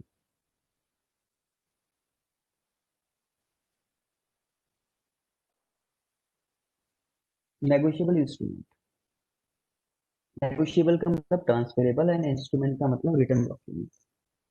तो ऐसा रिटर्न डॉक्यूमेंट जिसको ट्रांसफर किया जा सके उसको हम बोलते हैं negotiable instrument. Negotiable instrument, now the question is कि कितनी बारी इसको नेगोशिएट किया जा सकता है, ट्रांसफर किया जा सकता है। तो नेगोशिएबल इंस्ट्रूमेंट को an number of times negotiate या ट्रांसफर किया जा सकता है before the date of maturity. Negotiable instrument की डेफिनेशन सेक्शन 13 में है, बाकी किसी तरह सेक्शन 2 में नहीं है। सेक्शन 13 में नेगोशिएबल इंस्ट्रूमेंट की डेफिनेशन है। और नेगोशिएबल इंस्ट्रूमेंट तीन तरह के डॉक्यूमेंट्स को ही नेगोशिएबल इंस्ट्रूमेंट बोलता है। बाकी कोई भी ऐसा डॉक्यूमेंट जिसमें नेगोशिएबल इंस्ट्रूमेंट के फीचर्स भी हो तो भी वो नेगोशिएबल इंस्ट्रूमेंट की डेफिनेशन में फॉल नहीं करेगा। नेगोशिएबल इंस्ट्रूमेंट की डेफिनेशन में फॉल होने वाले तीन तरह के इंस्ट्रूमेंट हैं, that is promissory note section 4, bill of exchange section 5 and cheque section 6। And cheque includes demand draft also. और जैसे treasury bill, currency note, post office money order, hundi, ये डॉक्यूमेंट्स ऐसे हैं जिनमें नेगोशिएबल इंस्ट्रूमेंट के कुछ फीचर्स तो हैं, जैसे dividend warrant, right, share certificate, इनमें इंक्लूड्स तो हैं ये फीचर्स, लेकिन फिर भी ये नेगोशिएबल इंस्ट्रूमेंट के डेफिनेशन में फॉल नहीं करते क्योंकि एक्ट इनको नेगोशिएबल इंस्ट्रूमेंट की डेफिनेशन में इंक्लूड ही नहीं करता है। तो ऐसा अगर कोई इंस्ट्रूमेंट है जिसमें उसके फीचर्स भी हैं तब भी इन तीनों के अलावा वो नेगोशिएबल इंस्ट्रूमेंट की डेफिनेशन में फॉल नहीं करेगा। उसके बाद नेगोशिएबल इंस्ट्रूमेंट के कुछ एसेंशियल फीचर्स की हमने बात करी थी। सबसे पहला था ट्रांसफरेबिलिटी। ये तो मेन फीचर है, क्योंकि अगर कोई इंस्ट्रूमेंट ऐसा है जिसको ट्रांसफर ही ना किया जा सके, बाय नेचर वो ऐसा है, तो वो नेगोशिएबल इंस्ट्रूमेंट की डेफिनेशन में फॉल नहीं करेगा। अब ट्रांसफरेबिलिटी दो तरीके से होती है, एंडोर्समेंट और डिलीवरी। डिलीवरी के थ्रू जो इंस्ट्रूमेंट नेगोशिएट होता है उसको हम बोलते हैं बियरर इंस्ट्रूमेंट, और जो एंडोर्समेंट के थ्रू होता है उसको हम बोलते हैं रिटर्न फॉर्म में। वो रिटर्न फॉर्म में होता है, उस पर पर्टिकुलर पर्सन का नाम लिखा होता है। और डिलीवरी क्या है? डिलीवरी बियरर इंस्ट्रूमेंट होता है। बियरर इंस्ट्रूमेंट का मतलब क्या है कि जिसकी पोजीशन में वो इंस्ट्रूमेंट है, right. Independent title. Negotiable instrument का फीचर क्या है कि इसमें ट्रांसफर और ट्रांसफरी दोनों का टाइटल इंडिपेंडेंट होता है। अगर ट्रांसफरर का टाइटल डिफेक्टिव है तो ट्रांसफरी का टाइटल डिफेक्टिव नहीं माना जाएगा। सर्टेनिटी। नेगोशिएबल इंस्ट्रूमेंट सर्टेन होता है, अनसर्टेन नहीं होता। इसमें जो भी होता है, चाहे वो मनी टर्म्स में होता है तो मनी भी हमारी सर्टेन होती है, जो पर्सन होता है उसका नाम उसमें लिखा होता है वो सर्टेन होता है, राइट। तो सर्टेनिटी होनी बहुत जरूरी है। राइट टू स्यू। अगर मेच्योरिटी डेट पर negotiable instrument promissory note, bill of exchange या चेक डिसऑनर हो जाता है तो जो उसका होल्डर है या होल्डर इन ड्यू कोर्स है उसके पास क्या रहता है? राइट टू स्यू। वो उस पर्सन पे क्लेम कर सकता है डिसऑनर के केस में। हमने बोला नेगोशिएबल नेगोशिएशन दो तरीके से होती है, डिलीवरी और एंडोर्समेंट। डिलीवरी जैसे बियरर इंस्ट्रूमेंट। बियरर इंस्ट्रूमेंट में जैसे मान लीजिए चेक है, आपने चेक में किसी पर्टिकुलर पर्सन का नाम नहीं लिखा, सिर्फ अपने साइन करके दे दिए, तो ये क्या हुआ? बाय डिलीवरी नेगोशिएट हो गया। अब ये फर्दर नेगोशिएट होता रहेगा जब तक कि किसी पर्टिकुलर पर्सन का आप उसमें नाम ना लिख दो। ये होता है बियरर इंस्ट्रूमेंट, जो कि सिर्फ डिलीवरी से ही नेगोशिएट हो जाता है। एंडोर्समेंट में क्या होता है? ऑर्डर इंस्ट्रूमेंट होता है। उसमें एक पर्सन दूसरे को एक ऑर्डर देता है या फिर प्रॉमिस करता है। इसके एलिमेंट्स हैं कि ये रिटर्न फॉर्म में होना चाहिए और must be signed by the holder, और इसमें होल्डर के साइन होने चाहिए, राइट। जैसे फॉर एग्जांपल प्रोमिसरी नोट में मैंने आपको बताया था कि दो पार्टीज होती है, मेकर और पेई। मेकर प्रॉमिस करता है पेई को a certain amount of money पे करने के लिए किसी पर्टिकुलर पॉइंट ऑफ टाइम पे। बिल ऑफ एक्सचेंज में तीन पार्टीज होती हैं, ड्रॉवर, ड्रॉवी एंड पेई, जिसमें ड्रॉवर बिल ड्रॉ करता है ड्रॉवी के फेवर में, ड्रॉवी उस पे अपनी एक्सेप्टेंस देता है सर्टेन अमाउंट ऑफ मनी को लेकर एंड सर्टेन टाइम को लेकर। तो जब एंडोर्समेंट की बात आती है तो वो रिटर्न फॉर्म में होना चाहिए और साइन होना चाहिए। तो हमने कुछ टाइप्स बताए थे एंडोर्समेंट के, जैसे जर्नल और ब्लैंक। आपने किसी पर्टिकुलर पर्सन का नाम नहीं लिखा, जैसे सारे टाइप्स बुक में है। नहीं, ये बुक में नहीं है, ये जस्ट मैं आपकी नॉलेज के लिए आपको बता रहा हूँ, ताकि हाँ थोड़ी सी अंडरस्टैंडिंग ज़्यादा आप लोगों की क्लियर हो सके टॉपिक को लेकर। जनरल और ब्लैंक इंस्ट्रूमेंट क्या होता है? जनरल और ब्लैंक इज लाइक जिसमें किसी पर्टिकुलर का नाम ना लिखा हो। जैसे आपने प्रोमिसरी नोट लिया किसी पर्सन से, तो उसने बोला कि आप प्रॉमिस कर लो सर्टेन अमाउंट ऑफ मनी का, लेकिन नाम मत लिखो मेरा। वो फर्दर ट्रांसफर होता गया और फर्दर ट्रांसफर होता गया और लास्ट में जिस पर्सन, तो उसको हम बोलते हैं ब्लैंक, जनरल और ब्लैंक एंडोर्समेंट। जब उस पर किसी का नाम लिख दिया जाएगा तो दैट इज स्पेशल और फुल एंडोर्समेंट। रिस्ट्रिक्टिव एंडोर्समेंट क्या होता है? जब हम किसी पर्टिकुलर पर्सन का नाम लिखने के बाद ओनली लिख दें, जैसे फॉर एग्जांपल इसमें लिखा हुआ pay to mister sir only. Sir ये जनरल वाला बियरर इंस्ट्रूमेंट भी हो सकता है?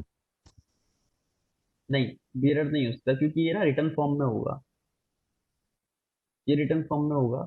इसमें मेकर का तो नाम है ही, मेकर का नाम है, और उसके बाद उसमें सर्टेन अमाउंट ऑफ मनी भी लिखा हुआ है, और उसके बाद उसमें पेई का नाम भी आएगा। हालांकि जब ये स्पेशल और फुल बन जाएगा, मान लीजिए यहाँ पे उसने पे टू, स्पेशल और फुल वाले में अगर आप आइए, यहाँ पे लिखा है पे टू एक्स। अब एक्स इसको चाहे तो फर्दर किसी और को नेगोशिएट कर सकता है, राइट? तो इस पे साइन भी है, इसमें पर्टिकुलर मेकर या ड्रॉवर का नाम भी है, और साथ ही साथ इसमें ड्रॉवी या पेई का नाम भी मेंशन है। तो ये बियरर नहीं बन सकता, और ये बियरर इसलिए भी नहीं बन सकता क्योंकि आरबीआई एक्ट 31 इसको मना करता है। आरबीआई एक्ट ये कहता है कि केवल करेंसी नोट और चेक ही बियरर डॉक्यूमेंट हो सकते हैं, उसके अलावा प्रोमिसरी नोट और bill of exchange bearer instrument नहीं बन सकते। आपने देखा होगा कि करेंसी नोट पे क्या लिखा होता है? आई प्रॉमिस टू पे बियरर एज सम ऑफ ₹100। जी तो सर। वो ₹100 का नोट जिसके पास भी होगा वो उसको पेबल होगा। मतलब आपके पास अगर ₹100 का नोट है तो यू कैन बाय एनीथिंग जो कि आपके ₹100 में आ जाए, तो वो क्या है? बियरर है। अगर वो 100 आपने किसी फर्दर किसी पर्सन को ट्रांसफर कर दिया तो ही कैन बाय एनीथिंग। ऐसे ही चेक है, चेक पे भी आपने देखा होगा कि एक बियरर वर्ड भी लिखा होता है उसमें, तो चेक को भी हम बियरर इंस्ट्रूमेंट मानते हैं। लेकिन यहाँ पर प्रोमिसरी नोट और बिल ऑफ एक्सचेंज को आरबीआई एक्ट ने मना क्यों कर दिया? क्योंकि आरबीआई की मोनोपोली खत्म हो जाएगी। मान लीजिए आपने कोई प्रोमिसरी नोट बनाया और आपने उसमें यही लाइन लिख दी कि आई प्रॉमिस टू पे बियरर अ सम ऑफ ₹1000। तो क्या यहाँ पे करेंसी नोट की कोई अहमियत रह जाएगी? आपने तो एक प्रोमिसरी नोट बनाया, उस पे स्टैम्प स्टैम्प ड्यूटी पे करी, रेवेन्यू स्टैम्प लगाई, और आपने ये लाइन लिख दी। तो इसका मतलब क्या हुआ कि वो प्रोमिसरी नोट जिसके पास पहुंचेगा, क्या उसके पास ₹1000 का राइट आ गया? और अगर ऐसा राइट ट्रांसफर भी हो जाता है तो फिर करेंसी नोट की तो कोई इंपोर्टेंस ही नहीं रह जाएगी, आरबीआई की मोनोपोली खत्म हो जाएगी इस केस में। तो इसलिए अपनी मोनोपोली को बनाए रखने के लिए आरबीआई एक्ट मना करता है साफ साफ कि करेंसी नोट और चेक के थ्रू कोई भी इंस्ट्रूमेंट आपका बियरर इंस्ट्रूमेंट नहीं बन सकता। इसलिए जब भी हम प्रोमिसरी नोट और बिल ऑफ एक्सचेंज को लेकर आते हैं, तो प्रोमिसरी नोट और बिल ऑफ एक्सचेंज को हम कभी भी बियरर इंस्ट्रूमेंट नहीं बोलते। इनको बेसिकली टाइम इंस्ट्रूमेंट बोला जाता है, राइट? नेक्स्ट उसके बाद है रिस्ट्रिक्टिव एंडोर्समेंट। जब हम किसी पर्सन का नाम लिखने के बाद मिस्टर एक्स ओनली लिख दिया हमने, तो that is the restrictive endorsement. Partial endorsement क्या होता है कि जितने भी वैल्यू का वो नेगोशिएबल इंस्ट्रूमेंट है, उस कम वैल्यू पे आपने उसको ट्रांसफर कर दिया, that is the partial endorsement which is illegal and not practically possible. उसको हम बोलते हैं पार्शियल एंडोर्समेंट। देन आता है कंडीशनल। कंडीशनल को हम बोलते हैं सांस रिक्रूज एंडोर्समेंट। ये एंडोर्समेंट कैसे एंडोर्समेंट होती है? हमने आपको नेगोशिएबल इंस्ट्रूमेंट के फीचर अभी बताए थे, उसमें हमने एक लास्ट फीचर क्या देखा था? आइए ऊपर चलते हैं। ये देखिए, right to sue. Right to sue का मतलब क्या था कि अगर नेगोशिएबल इंस्ट्रूमेंट डिसऑनर हो जाता है तो जो उसका होल्डर या होल्डर इन ड्यू कोर्स होता है उसके पास राइट आ जाता है सीव करने का। लेकिन जब अब सांस रिक्यूज या कंडीशनल एंडोर्समेंट की बात आती है तो उस केस में डिसऑनर होने पर होल्डर या होल्डर इन ड्यू कोर्स के पास होल्डर के पास सीव करने का राइट नहीं रहता। जैसे मिस्टर ए ने बी को कोई इंस्ट्रूमेंट दिया, बी ने सी को दिया। अब जब सी ने एक्स को दिया तो उसने सांस रिक्रूज लिख दिया, पे टू मिस्टर एक्स सांस रिक्रूज। तो इस केस में डिसऑनर होने पर एक्स के पास राइट नहीं है कि वो सी को सीव कर सके। तो that is the conditional endorsement.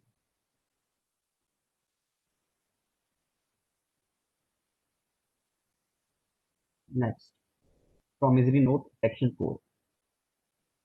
Promissory note का फीचर्स देखते हैं। प्रोमिसरी नोट में स्टैंप ड्यूटी पे होती है और जितने की भी स्टैंप होती है वो उस प्रोमिसरी नोट की वैल्यू को डिफाइन करता है।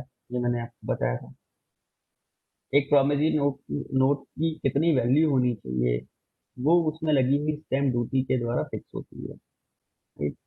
तो इसमें स्टैम्प ड्यूटी होती है, डेट डली होती है, किस प्लेस पे वो बना होता है वो होता है, मेकर का नाम होता है, पेई का नाम होता है, सर्टेन अमाउंट ऑफ मनी होता है और जो मेकर होते हैं उसके नीचे एंड में सिग्नेचर होते हैं। अब देखिए लिखा क्या है इसमें, the day 30 days after due date I promise to pay mister A और ऑर्डर। ड्यू डेट के 30 days के बाद प्रॉमिस कर रहा है कौन? मेकर प्रॉमिस कर रहा है किसको पे करने का? पेई को या उसके ऑर्डर पे। इसका मतलब क्या है, अगर मिस्टर ए इसको फर्दर नेगोशिएट करना चाहे तो वो फर्दर इसको किसी और के फेवर में नेगोशिएट कर सकता है। मिस्टर ए और ऑर्डर दी सम ऑफ ₹70,000 और नीचे उसके सिग्नेचर। अब प्रोमिसरी नोट बनाता कौन है? प्रोमिसरी नोट वो बनाता है जिसको पेमेंट करनी होती है। बिल ऑफ एक्सचेंज और प्रोमिसरी नोट में यही फर्क है। पहले प्रोमिसरी नोट की बात करते हैं। प्रोमिसरी नोट कौन बनाता है? जिसको पेमेंट करनी है। और किसके फेवर में बनाता है? जिसको पेमेंट देनी है उसने पेई के फेवर में बनाता है। तो यहाँ पे दो पार्टीज होती हैं, मेकर और पेई। और इसके एसेंशियल फीचर्स क्या होते हैं? In writing and signed by the maker. Orally आप कोई भी प्रोमिसरी नोट नहीं बना सकते क्योंकि नेगोशिएबल इंस्ट्रूमेंट का पहला फीचर ही यही है कि ये राइटिंग में होना चाहिए और साइंड बाय द मेकर होना चाहिए। दूसरा, प्रॉमिस या अंडरटेकिंग टू पे। तीसरा है प्रॉमिस टू पे मस्ट बी अनकंडीशनल। कोई कंडीशन अटैच नहीं होनी चाहिए। ऐसा नहीं होना चाहिए कि मैं प्रॉमिस कर रहा हूँ मिस्टर वाई को पे करने का, अगर 1 वीक के बाद सपोज मान लीजिए बारिश हुई तो यहाँ पे उसने कंडीशन फिक्स कर दी कि अगर बारिश होगी तो he will pay, otherwise he will not पे। तो इसको आप प्रोमिसरी नोट नहीं बोल सकते। ये नेगोशिएबल इंस्ट्रूमेंट की डेफिनेशन से आउट हो जाएगा। तो जो भी प्रॉमिस है वो अनकंडीशनल प्रॉमिस होना चाहिए, कंडीशन अटैच नहीं होनी चाहिए। Money and a certain some of money. Money form में होना चाहिए, काइंड फॉर्म में नहीं होना चाहिए। और मनी भी कैसा होना चाहिए? सर्टेन सम ऑफ मनी होना चाहिए। Certainty of parties, parties certain होनी चाहिए। और अदर देन अ बैंक और करेंसी नोट। राइट? क्योंकि बैंक और करेंसी नोट के अलावा ही होना चाहिए, क्योंकि प्रोमिसरी नोट बैंक और करेंसी नोट नहीं हो सकता। क्यों नहीं हो सकता उसका रीजन मैं आपको बता चुका हूँ।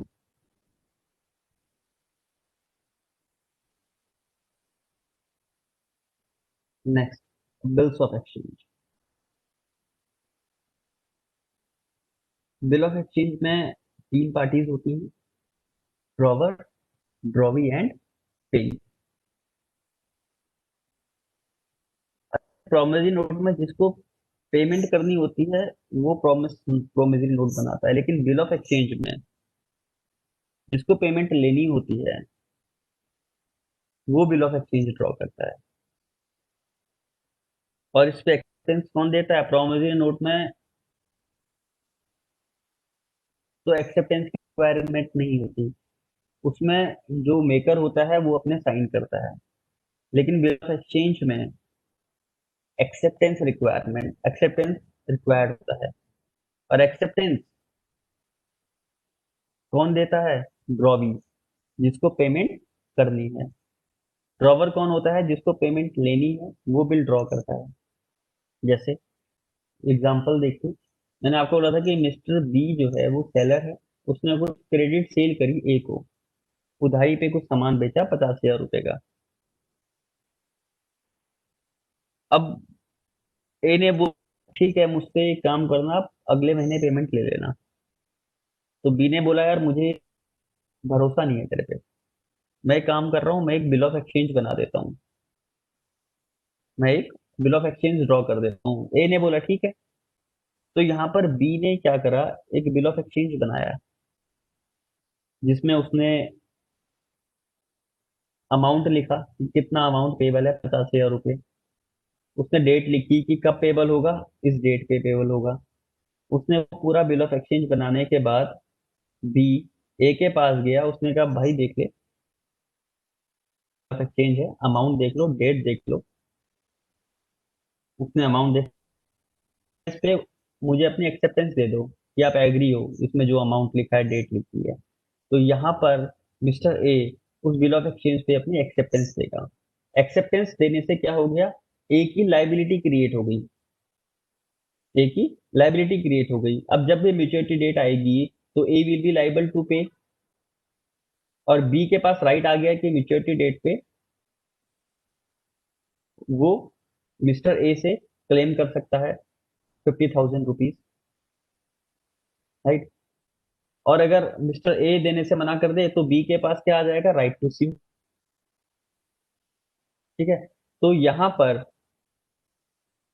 एक बात और निकल कर आती है कि बिल ऑफ एक्सचेंज में जो ड्रॉवर होता है वही पेई भी बन सकता है। अभी मैंने सी को एग्जाम्पल में नहीं लेकर आया मैं। तो यहाँ पर बिल ऑफ एक्सचेंज में तीन पार्टी, ड्रॉवर, ड्रॉवी एंड पेई है। तो बिल ऑफ एक्सचेंज में जो ड्रॉवर होता है वो पेई भी बन सकता है, और अगर बी चाहे तो वो किसी थर्ड पर्सन को भी पेई बना सकता है, वो किसी थर्ड पर्सन को भी पेई बना सकता है। अब आ जाइए सी की एंट्री करते हैं एग्जाम्पल में। अब बी ने बिल ड्रॉ करा ए के फेवर में, और बी ने भी कुछ सामान सेम अमाउंट का, मान लीजिए 50,000 रुपए का ही सी से लिया हुआ था जिसकी पेमेंट पेंडिंग थी।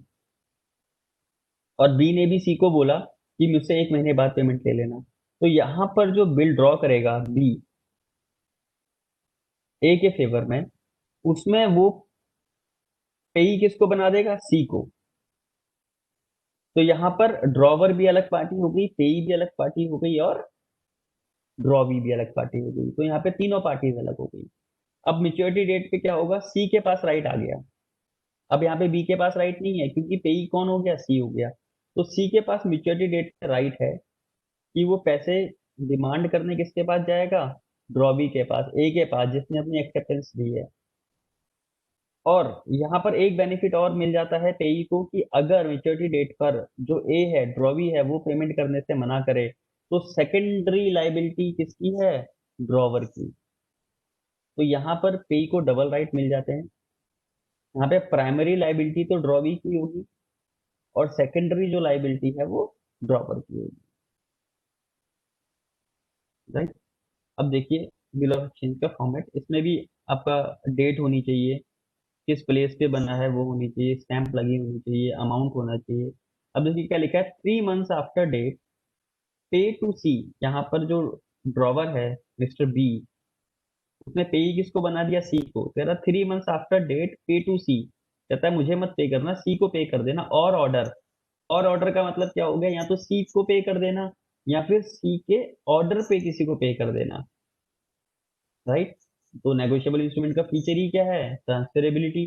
तो अगर सी उसको फर्दर किसी और को एंड्रॉस करना चाहता है तो सी उसको फर्दर एंड्रॉस कर सकता है, और जिसके फेवर में एंड्रॉस करेगा मेच्योरिटी डेट पे, अमाउंट क्लेम करने का राइट किसके पास आ जाएगा, उस फर्दर किसी पर्टिकुलर पर्सन के पास चला जाएगा।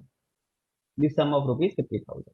अब देखिए इसमें 2A, अब जब ये बिल ऑफ एक्सचेंज बनाया जाएगा तो नीचे ड्रॉवी का नाम आएगा जिससे पैसे लेने हैं, ड्रॉवी का नाम, उसका एड्रेस आएगा, उसकी साइड में एक्सेप्टेंस ली जाएगी, और उस पे ड्रॉवी अपनी साइन करेगा। इस पे इसके एलिमेंट्स क्या क्या हैं, अ bill of exchange is a double secured instrument, double secured है क्योंकि प्राइमरी लायबिलिटी ड्रॉवी की होती है और सेकेंडरी लायबिलिटी ड्रॉवर की होती है। नेक्स्ट है, इन case of immediate need of money bill of exchange can be discounted. अगर पेई को इमीडिएट मनी चाहिए तो वो इस बिल ऑफ एक्सचेंज को बैंक से डिस्काउंट भी करा सकता है। फिर इस केस में मैच्योरिटी डेट पे राइट किसके पास चला जाएगा? बैंक के पास। और two separate debts can be discharge. अब फिर एग्जांपल में अगर हम देखें तो दो सेपरेट डेट डिस्चार्ज हो गए हैं एक बिल ऑफ एक्सचेंज के थ्रू। कैसे?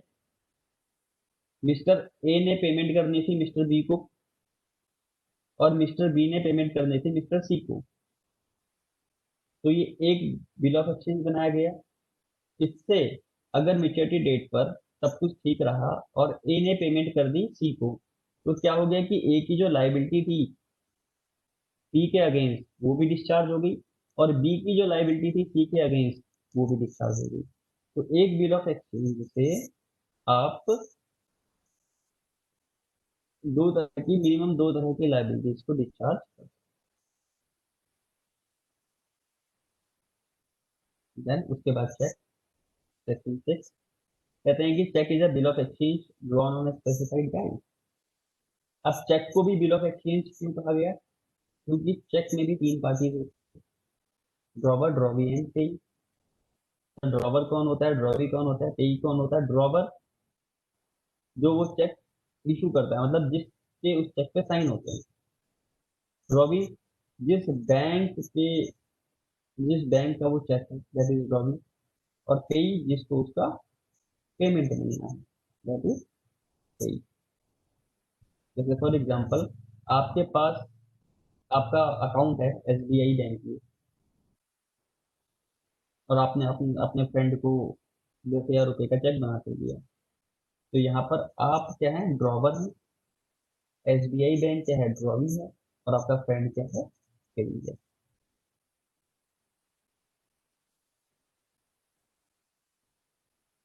अब चेक के टाइप्स होते हैं cheque, that is truncated cheque, electronic cheque, order cheque, bearer cheque and cross cheque. Truncated cheque क्या होता है? ट्रांसकेटेड चेक होता है आप फिजिकल चेक को स्कैन करके उसकी मिरर इमेज बना देते हैं। बाद फिजिकल चेक को स्कैन करके उसकी एक मिरर इमेज बना देते हैं इलेक्ट्रॉनिक फॉर्म में, दैट इज द ट्रांसकेटेड चेक। तो ट्रांसकेटेड चेक मतलब उसको छोटा कर देना, उसके प्रोसेस को या चेक को इलेक्ट्रॉनिक फॉर्म में लाकर उसके प्रोसेस को इजी कर देना for the purpose of clearing, that is translated cheque. Electronic cheque क्या होता है? इलेक्ट्रॉनिक ट्रांसलेटेड चेक भी इलेक्ट्रॉनिक चेक होता है, लेकिन ट्रांसलेटेड और इलेक्ट्रॉनिक चेक में फर्क क्या है कि ट्रांसलेटेड चेक पहले फिजिकल फॉर्म में होता है, पेपर पेन का यूज होता है, उसके बाद उसको स्कैन करके उसकी मिरर इमेज बना दी जाती है इलेक्ट्रॉनिक फॉर्म में। लेकिन इलेक्ट्रॉनिक चेक क्या होता है जिसमें पेपर और इंक का यूज नहीं होता, ये एक पूरी तरह से इलेक्ट्रॉनिक फॉर्म में होता है जिसपे जो साइन होते हैं वो भी डिजिटल सिग्नेचर के through, that is electronic check.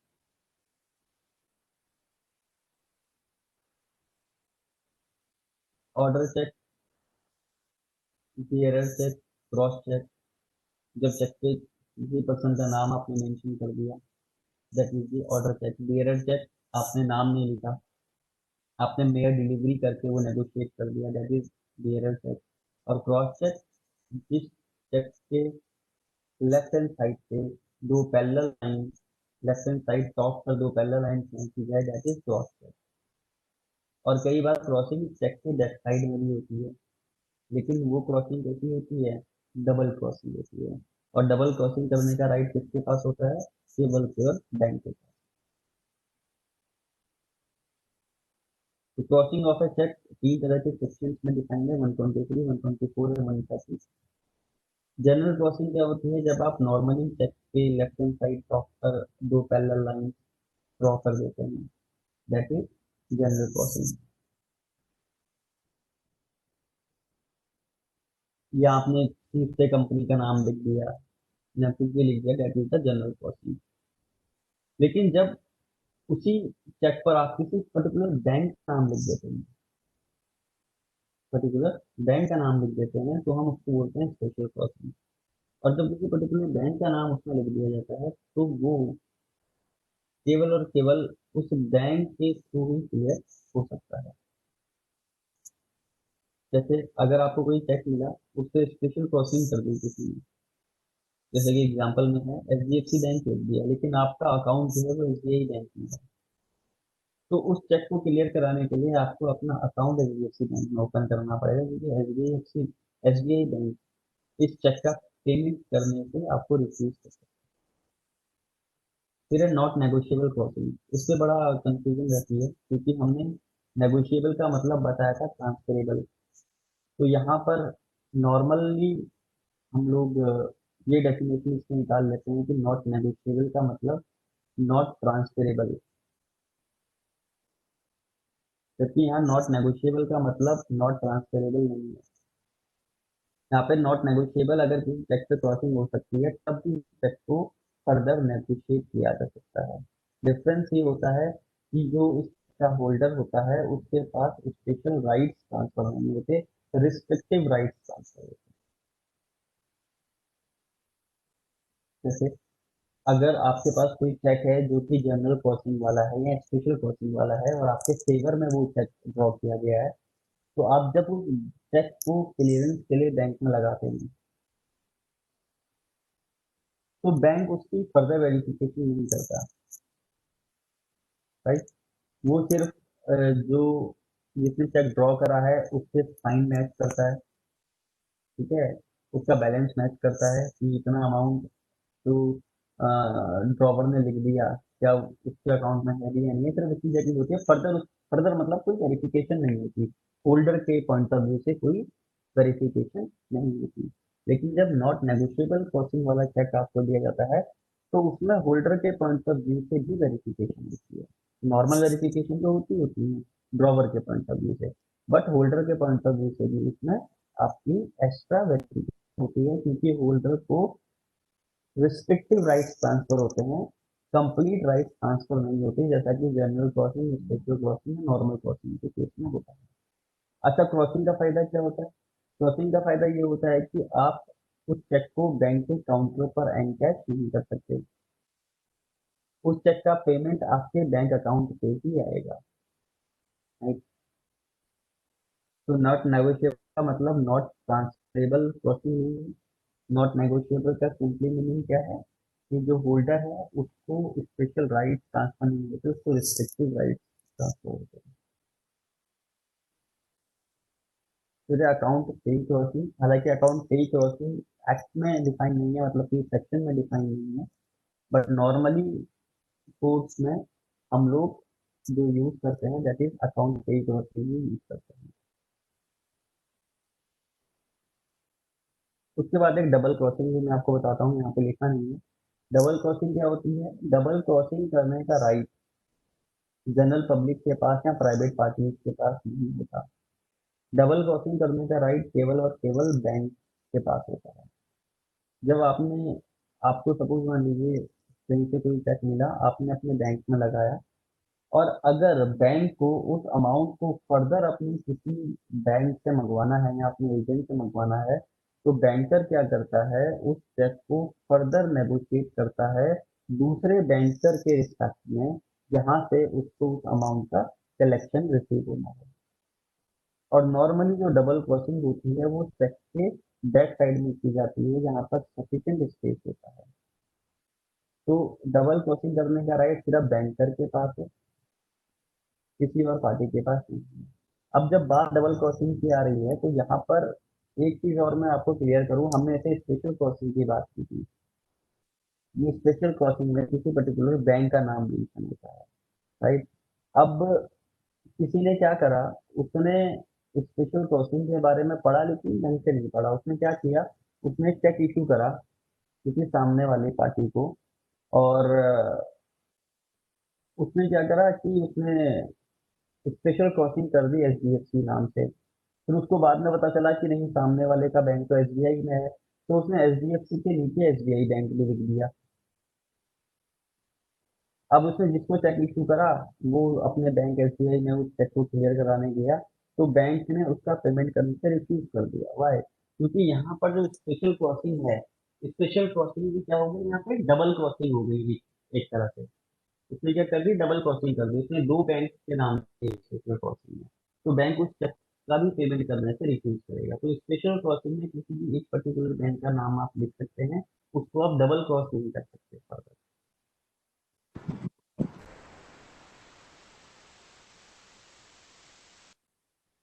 Next उसके बाद था classification of negotiable instrument on the basis of location, on the basis of pay, on the basis of payment, and on the basis of validity. On the basis of location, हम instrument को दो types में divide कर सकते हैं, inland instrument, foreign instrument. इन दोनों में difference क्या होता है इनलैंड एंड फॉरेन में? इसमें हमें दो कंडीशन देखनी पड़ेगी। Condition number 1, which is made और ड्रॉन इन इंडिया, जो कि इंडिया में बना हो, पहली कंडीशन तो ये है। दूसरी कंडीशन क्या है कि drawn on a person resident in India और पेबल इन इंडिया। अब जो सेकंड कंडीशन है ना, जो एरो बना के हमने लिखी है, इन दोनों में से कोई एक फुलफिल होनी चाहिए, क्योंकि बीच में हमने क्या लिखा है और। पहली कंडीशन तो क्या है, विच इज मेड और ड्रॉन इन इंडिया, जो कि इंडिया में ड्रॉ किया गया हो, पहली कंडीशन। दूसरी कंडीशन क्या है, जिस पर्सन पे ड्रॉ किया गया है या तो वो रेजिडेंट ऑफ इंडिया हो या फिर वो negotiable instrument payable in India होना चाहिए। इन दोनों में से कोई एक कंडीशन। अब जैसे फॉर एग्जांपल एक नेगोशिएबल इंस्ट्रूमेंट दिल्ली में बनाया गया और वो ड्रॉन करा गया किसी ऐसे पर्सन पे जो कि आउटसाइड इंडिया रह रहा है, लेकिन वो रेजिडेंस कहाँ का है, इंडियन रेजिडेंट है। तो ये क्या होगा, इनलैंड इंस्ट्रूमेंट। पहली कंडीशन फुलफिल हुई कि इंडिया में बनाया गया और किस पर्सन के ऊपर बनाया गया, जो कि क्या है, रेजिडेंट ऑफ इंडिया है, राइट। अब दूसरी कंडीशन, कोई पर्सन है जो कि फॉरेनर है, नेगोशिएबल इंस्ट्रूमेंट ड्रॉ करा गया मध्य प्रदेश में, तो पहली कंडीशन फुलफिल हो गई कि इंडिया में ड्रॉ किया गया है। लेकिन ड्रॉ किया गया, कोई बंदा यूएस का है, यूएस यूएस की सिटीजनशिप है उसके पास, इंडियन सिटीजन नहीं है वो, उसके ऊपर ड्रॉ किया गया, लेकिन पेबल हुआ कोलकाता में। तो ये भी क्या इंस्ट्रूमेंट है, इनलैंड इंस्ट्रूमेंट है, क्योंकि यहाँ पे और है। हालांकि ड्रॉ किया गया ऐसे पर्सन पे जो कि इंडिया का रेजिडेंट नहीं है, फॉरेनर है, लेकिन पेबल कहाँ हुआ, इंडिया में हुआ, तो इसको भी हम क्या बोलेंगे, इंडियन इंस्ट्रूमेंट। अब एक इंस्ट्रूमेंट जो कि यूएस में ड्रॉ किया गया और पेबल है इंडिया में, क्या ये इनलैंड इंस्ट्रूमेंट होगा? No, it's a foreign instrument, क्योंकि पहली कंडीशन ही फुलफिल नहीं हुई। तो इनलैंड इंस्ट्रूमेंट के लिए पहली कंडीशन का फुलफिल होना जरूरी है कि वो इंस्ट्रूमेंट जो है इंडिया में ड्रॉ होना चाहिए। उसके बाद जो नीचे दो कंडीशन में से कोई एक कंडीशन आपकी फुलफिल होनी चाहिए।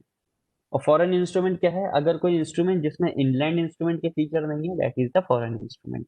जैसे अगर कोई इंस्ट्रूमेंट फॉरेन में ड्रॉ किया गया लेकिन पेबल इंडिया में है या इंडियन रेजिडेंट को पेबल है, तो वो इनलैंड इंस्ट्रूमेंट नहीं, वो फॉरेन इंस्ट्रूमेंट कहा जाएगा।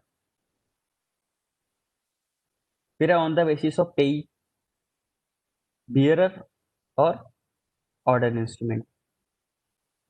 पेई के बेसिस पे दो तरह के इंस्ट्रूमेंट होते हैं, bearer and order. Bearer means जिसपे किसी पर्टिकुलर पर्सन का नाम नहीं लिखा होता, या जैसे सेल्फ का चेक, ये होते हैं आपके बियरर इंस्ट्रूमेंट। ऑर्डर इंस्ट्रूमेंट जिसपे किसी पर्टिकुलर पर्सन का नाम लिखा होता है, मतलब आपने ड्रॉवी को ऑर्डर दिया उस पर्सन को पेमेंट करने के लिए। जैसे आपने कोई चेक इशू करा अपने फ्रेंड के फेवर में, तो आपने इनडायरेक्टली बैंक को इंस्ट्रक्शन दे दी कि जब इस चेक को बैंक में प्रेजेंट किया जाएगा तो एंड सो पर्सन के द्वारा जिस पे उसका नाम लिखा गया है, जब ये चेक प्रेजेंट किया जाएगा तो इस चेक का पेमेंट उसके अकाउंट में कर दिया जाए। तो दैट इज ऑर्डर इंस्ट्रूमेंट। यहाँ पर आपने जो चेक ड्रॉ करा अपने फ्रेंड के फेवर में, तो आप यहाँ पे इम्प्लाइड हो गया कि आपने बैंक को ऑर्डर दे दिया कि बैंक उस चेक में लिखे हुए अमाउंट का पेमेंट आपके अकाउंट में उस पेई के अकाउंट में डायरेक्ट कर दे चेक के प्रेजेंट होने के बाद। तो that is bearer and order instrument. Next है on the basis of payment. Payment के बेसिस पे दो तरह के इंस्ट्रूमेंट होते हैं, डिमांड इंस्ट्रूमेंट और टाइम इंस्ट्रूमेंट। डिमांड इंस्ट्रूमेंट क्या होता है? Cheque is a demand instrument. Demand instrument कैसे हुआ चेक? कि चेक जो चेक जिसके फेवर में इशू किया गया है, वो जब भी उस चेक को बैंक में प्रेजेंट करेगा तो उस चेक की पेमेंट उस कंसर्न पर्सन को कर दी जाएगी, राइट। जैसे आपको कोई चेक मिला तो आपको पता है कि चेक की मैच्योरिटी डेट क्या होती है? 90 डेज। तो 90 डेज से पहले जब भी आप उस चेक को लेकर बैंक में जाएंगे प्रेजेंट करने, तो बैंक वाला आपको उसका पेमेंट करने से रिफ्यूज नहीं कर सकता। तो ये था डिमांड इंस्ट्रूमेंट कि जब भी डिमांड करी जाएगी आपको पेमेंट मिल जाएगी। फिर होता है टाइम इंस्ट्रूमेंट। टाइम इंस्ट्रूमेंट क्या होता है? जिसमें कोई टाइम स्पेसिफाइड होता है या कोई सर्टेन इवेंट स्पेसिफाइड होता है। जैसे promissory note of bill of exchange. Promissory note of bill of exchange में जब तक उसकी मेच्योरिटी डेट नहीं आएगी तब तक आप उससे पेमेंट डिमांड नहीं कर सकते, right. That is time instrument. फिर है on the basis of validity. Validity के बेसिस से भी इंस्ट्रूमेंट को दो पार्ट्स में डिवाइड किया जा सकता है, inchoate and ambiguous. Inchoate instrument क्या होता है? जो कि इनकम्प्लीट होता है किसी ना किसी टर्म्स में, राइट। जैसे उस पे मैंने आपको बताया था कि आपने मान लीजिए मिस्टर एक्स ने मिस्टर वाई से कोई सर्विसेज ली, अभी वो सर्विस कंप्लीट नहीं हुई है, और मिस्टर एक्स ने वाई से पूछा कि आपकी सर्विसेज का कॉस्ट क्या रहेगा, तो उसने बोला ऑलमोस्ट 9 to 10,000। तो आपने एक प्रोमिसरी नोट बनाया जिसमें आपने जो स्टैम्प ड्यूटी पे करी वो इतनी करी कि उसकी वैल्यू 10,000 रुपये तक होगी। आपने वो नोट उसको इशू कर दिया कि आपका जो भी अमाउंट होगा within 10,000 you can fill that amount. तो यहाँ पे उसने अमाउंट फिल नहीं करा, तो ये अमाउंट के रिस्पेक्ट में इनकम्प्लीट डॉक्यूमेंट हो गया, राइट। तो इनक्वायर्ड इंस्ट्रूमेंट में जो किसी ना किसी फॉर्म में इनकम्प्लीट हो उसको हम बोलते हैं इनक्वायर्ड इंस्ट्रूमेंट। रहता है एम्बिगियस इंस्ट्रूमेंट। एम्बिगियस मीन जिसको देखने से ये पता ना लग सके कि इसमें बिल ऑफ एक्सचेंज के फीचर्स हैं या इसमें प्रोमिसरी नोट के फीचर्स हैं, राइट। जैसे मैंने आपको डिमांड ड्राफ्ट का एग्जांपल दिया है। इस एग्जांपल में कईयों को कंफ्यूजन भी हो रही थी, मैं दोबारा इस एग्जांपल को समझाता हूँ। जैसे मान लीजिए आपने इंस्टीट्यूट में एडमिशन लिया और उन्होंने आपको बोला कि आपको फी पे करनी है डिमांड ड्राफ्ट के थ्रू। आपको डिमांड ड्राफ्ट बनाना है, बट वो डिमांड ड्राफ्ट दिल्ली के फेवर में मत बनाइएगा, उसमें लिखिएगा पेबल एट कोलकाता, राइट। तो आप एसबीआई बैंक गए जिसकी ब्रांच दिल्ली में थी, आपने वहां पर एक डिमांड ड्राफ्ट बनाया इंस्टीट्यूट के फेवर में और आपने लिखा क्या? पेबल एट कोलकाता, और आपने ये डिमांड ड्राफ्ट इंस्टीट्यूट में सबमिट करा दिया। अब ये सबमिट कराने के बाद आपका ये डिमांड ड्राफ्ट पहुंचा Kolkata head office. Kolkata head office होने के बाद जब वो डिमांड ड्राफ्ट पहुंचा तो वो इस डिमांड ड्राफ्ट को लेकर बैंक में गए, उन्होंने बैंक में दिखाया। जो एसबीआई की ब्रांच कोलकाता में थी उन्होंने वो चेक किया और उन्होंने उसकी पेमेंट इंस्टीट्यूट को कर दी। अब देखते हैं इसको, अभी हम पहले देखते हैं बिल ऑफ एक्सचेंज के नज़रिए से। तो बिल ऑफ एक्सचेंज के नज़रिए से अगर हम इसको देखें तो हमने बोला था यहाँ पे तीन पार्टीज होती हैं, ड्रॉवर, ड्रॉवी एंड पेई, ठीक है। ड्रॉवर डायरेक्ट करता है या ड्रॉवर ऑर्डर देता है ड्रॉवी को कि वो एक सर्टेन अमाउंट ऑफ मनी पे करे, किसको? पेई को, राइट। तो यहाँ पर क्या है कि एसबीआई दिल्ली वाले ने डिमांड ड्राफ्ट बनाया, किसके फेवर में बनाया? कोलकाता वाली ब्रांच के फेवर में बनाया। तो यहाँ पर एसबीआई ने कोलकाता ब्रांच वाली को डायरेक्ट किया कि जब ये डिमांड ड्राफ्ट आपको प्रेजेंट किया जाएगा तो आपका पेमेंट कंसर्न पार्टी को कर देना। तो यहाँ पर ड्रॉवर कौन हो गया? एसबीआई दिल्ली। ड्रॉवी कौन है? एसबीआई कोलकाता। एंड पेई कौन है? आईसीएमआई। राइट। तो यहाँ पे 3 पार्टीज होगी, तो आप इसको बिल ऑफ एक्सचेंज के फीचर से भी देख सकते हैं। दूसरा है प्रोमिसरी नोट। अब एसबीआई दिल्ली और एसबीआई कोलकाता, ये जो दोनों ब्रांचेस हैं, ये हैं तो एक ही बैंक की, that is state bank of India, right. तो यहाँ पर मेकर कौन है? SBI bank. और पेई कौन है? आईसीएमएआई। तो यहाँ पर मेकर ने प्रॉमिस करा आईसीएमएआई से कि जब ये डिमांड ड्राफ्ट प्रेजेंट किया जाएगा हमारी कोलकाता वाली ब्रांच में, तो we will pay the amount. तो यहाँ पर क्या है कि एसबीआई बैंक और आईसीएमएआई, एसबीआई बैंक ने प्रॉमिस किया आईसीएमएआई बैंक, और आईसीएमएआई जब प्रेजेंट करेगा उस डीडी को, तो उसका पेमेंट उसको मिल जाएगा। तो अगर इस एंगल से देखें हम, तो ये एक प्रॉमिसरी नोट के भी फीचर्स नजर आते हैं, राइट। तो एम्बिगियस इंस्ट्रूमेंट जो कि एम्बिग्यूटी पैदा करता है किसी भी चीज को लेकर, चाहे वो बिल ऑफ एक्सचेंज और प्रॉमिसरी नोट के फीचर्स को लेकर हो, या किसी और चीज को लेकर हो कि आपको पता ना चल रहा हो कि उसमें एग्जैक्टली क्या लिखा हुआ है, तो दैट इज दी एम्बिग्यूटी।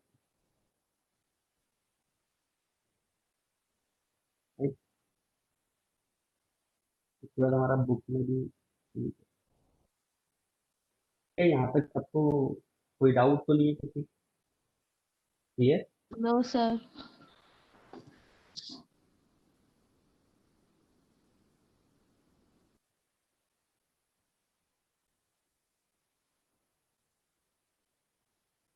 अच्छा, एक एमसीक्यू इस पे भी आ सकता है कि who can cross the cheque. ये आ सकता है कि इनमें से चेक को क्रॉस कौन नहीं कर सकता।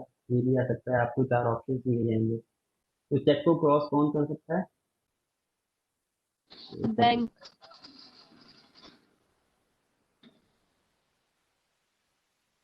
सर सर वो होल्डर और होल्डर इन ड्यू कोर्स बता दीजिए एक बार। अच्छा, ठीक है।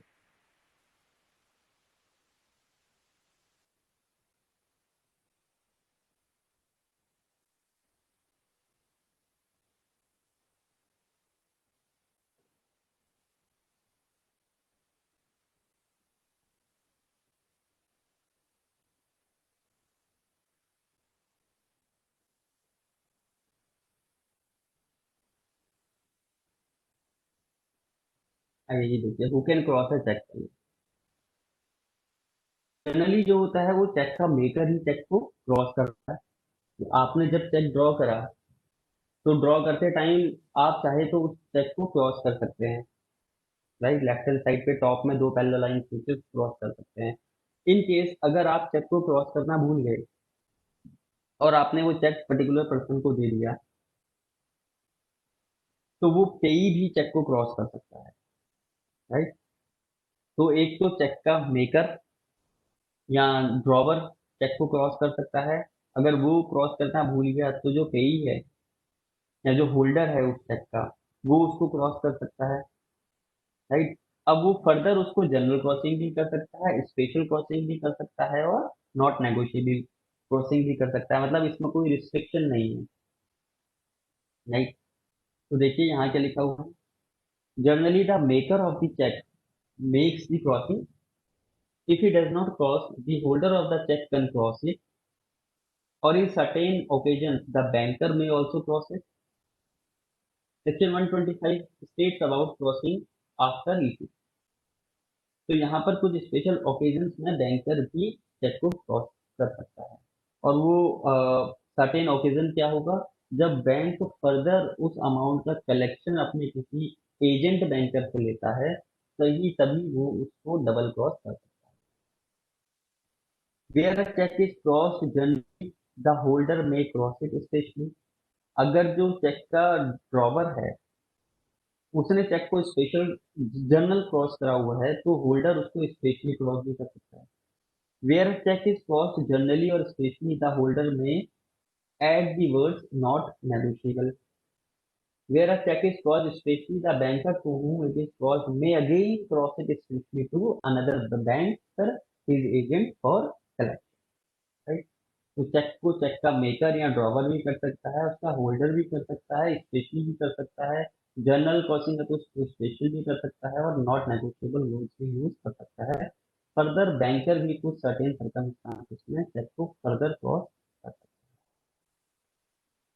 नाउ द क्वेश्चन इज कि होल्डर क्या होता है and holder in due course.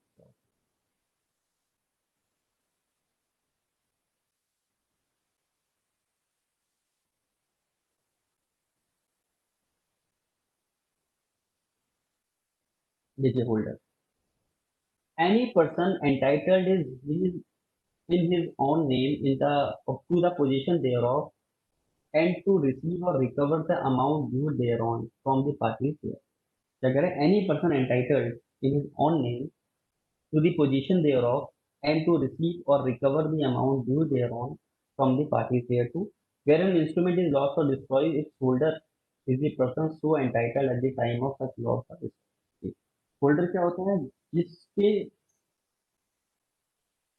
नाम पे वो इंस्ट्रूमेंट इश्यू होता है। जैसे आपने प्रोमिसरी नोट बनाया, प्रोमिसरी नोट पे आपने मिस्टर एक्स का नाम लिख दिया, मिस्टर एक्स क्या हो गया? उसका होल्डर। आपने चेक बनाया, चेक पे मिस्टर एक्स का नाम लिख दिया, वो क्या हो गया? उसका होल्डर। या फिर आपने चेक पे किसी पर्सन का नाम भी नहीं लिखा और वो चेक जिसकी पोजीशन में है वो क्या हो जाएगा? उस चेक का होल्डर। तो होल्डर मीन्स जिसके पास उस नेगोशिएबल इंस्ट्रूमेंट का पोजीशन है, जिसके पास नेगोशिएबल इंस्ट्रूमेंट का पोजीशन है या जिसका नाम उसमें लिखा हुआ है, वो क्या है? चेक का होल्डर। अब होल्डर इन ड्यू कोर्स क्या होता है? होल्डर इन ड्यू कोर्स ना राइट्स में सबसे पहले तो बात है कि होल्डर इन ड्यू कोर्स होता क्या है? A holder in due course is a person who becomes the possessor of an instrument for consideration before liquidating without any notice as to defect in the title of the transfer। Holder in due course क्या है? अगर कोई holder holder he holder in due course बनता है, किस situation में बनता है? कि अगर वो कोई नेगोशिएबल इंस्ट्रूमेंट लेता है किसी कंसीडरेशन के बदले। किसी कंसीडरेशन के बदले मतलब क्या है? कि उसने कुछ सर्विस या कुछ गुड्स सामने वाली पार्टी को दिए हैं और उसके कंसीडरेशन के बदले वो उस नेगोशिएबल इंस्ट्रूमेंट को ले रहा है, बिफोर मैच्योरिटी ले रहा है और without any notice as to the defect in the title of the transfer. और बिना ये नोटिस किए कि जो ट्रांसफरर है उसके टाइटल में कोई डिफेक्ट है, अगर ये तीन कंडीशन फुलफिल हो रही हैं तो जो होल्डर है वो होल्डर इन ड्यू कोर्स बन जाता है। अब इसमें स्पेशल राइट्स क्या है? मैंने आपको बताया था कि नॉर्मल एक्ट में क्या होता है कि अगर सेलर का टाइटल, अभी आप देखेंगे सेल ऑफ गुड्स एक्ट में, तो उसमें आप ये देखेंगे कि उसमें लिखा हुआ है कि अगर सेलर का टाइटल इफेक्टिव होता है तो बायर का टाइटल इफेक्टिव नहीं होता। अगर किसी ने आपको चोरी किया हुआ सामान बेच दिया, चोरी किया हुआ सामान आपको अगर किसी ने बेच दिया, तो आपको बेशक ये पता ना हो कि ये सामान चोरी का था और यहाँ पे ट्रांसफरर का टाइटल डिफेक्टिव था, तो ट्रांसफरी का टाइटल भी डिफेक्टिव माना जाता है। अगर प्रॉपर स्क्रूटिनी करके वो गुड्स आपके पास पाया जाता है तो उस गुड्स की रिकवरी आपसे की जा सकती है, ये आपको पढ़ने को मिलेगा।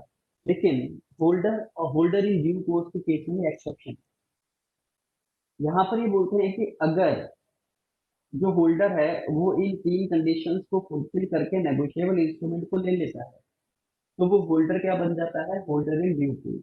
और होल्डर इन ड्यू कोर्स के पास स्पेशल राइट ये आ जाता है कि अगर ट्रांसफर का टाइटल डिफेक्टिव होता है तो उसका टाइटल तब भी इफेक्टिव नहीं माना जाएगा, उसका टाइटल डिफेक्टिव नहीं माना जाएगा।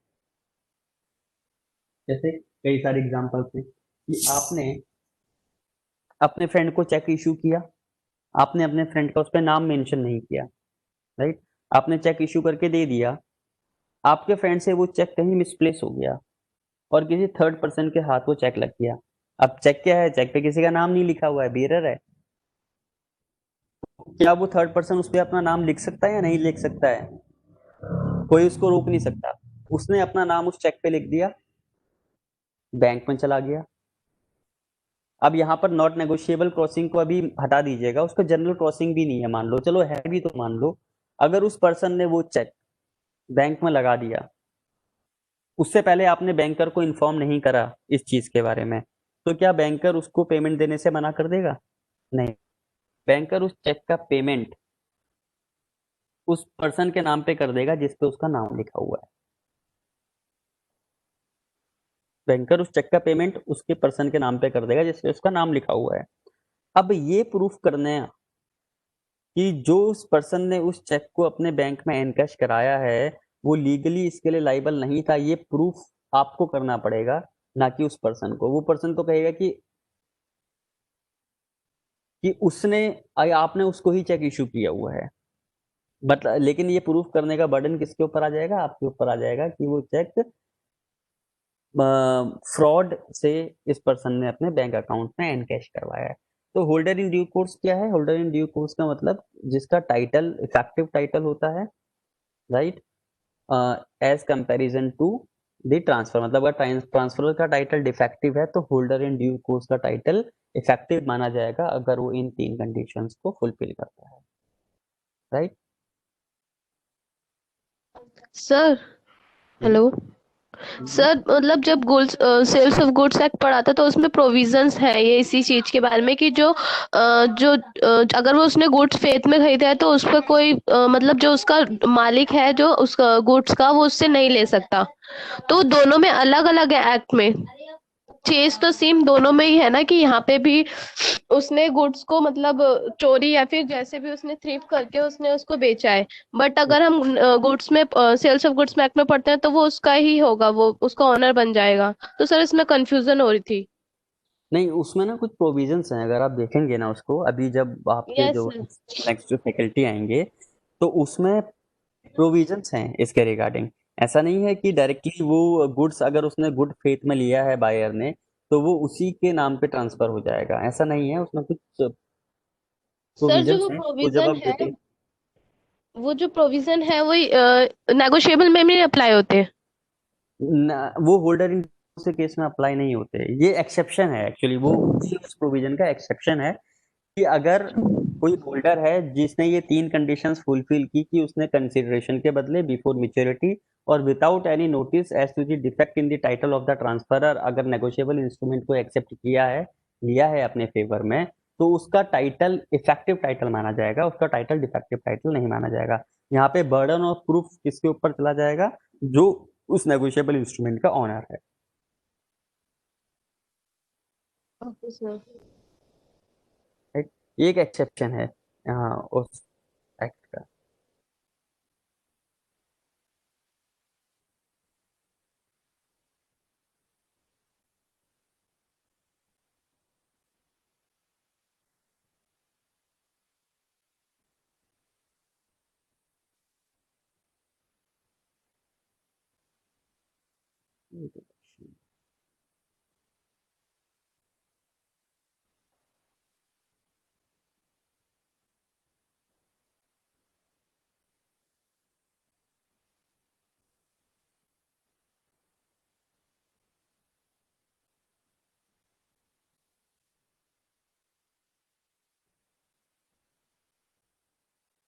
यहाँ पे लिखा हुआ है, नोट डाल के देखिए क्या लिखा है।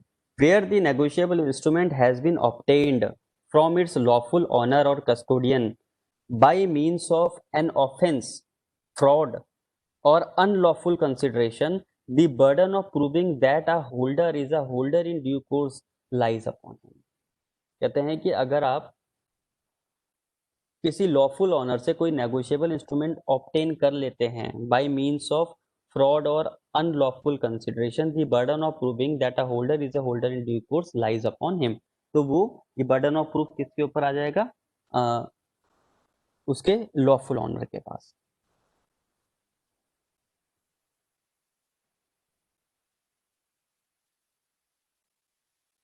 उसके बाद टाइप्स में कुछ लिखे थे वो यहाँ देख लेते हैं। जेन्युइन अकोमोडेशन बिल, आपको पता है जिस बिल पे जो बिल ड्रॉ हुआ है, एक्सेप्ट हुआ है, एंड्रॉस हुआ है फॉर कंसिडरेशन, उसको हम बोलते हैं जेन्युइन बिल। और जिस बिल पे कंसिडरेशन मेंशन नहीं होता उसको हम बोलते हैं अकोमोडेशन बिल। और जिस बिल पे फेक सिग्नेचर होते हैं या पार्टीज फेक होती हैं, that is called the factitious bill. Clean and documentary bill क्या होता है? जब नेगोशिएबल इंस्ट्रूमेंट के साथ पेपर्स अटैच होते हैं, मतलब जिस चीज के लिए वो नेगोशिएबल इंस्ट्रूमेंट ड्रॉ किया गया है उसके साथ उसकी प्रॉपर डॉक्यूमेंटेशन होती है, तो उसको हम बोलते हैं डॉक्यूमेंट्री बिल। जिसके साथ वो डॉक्यूमेंट्स अटैच नहीं होते हैं उसको हम बोलते हैं क्लीन बिल। एम्बिगुअस इन एस्क्रो। एस्क्रो इंस्ट्रूमेंट क्या होता है?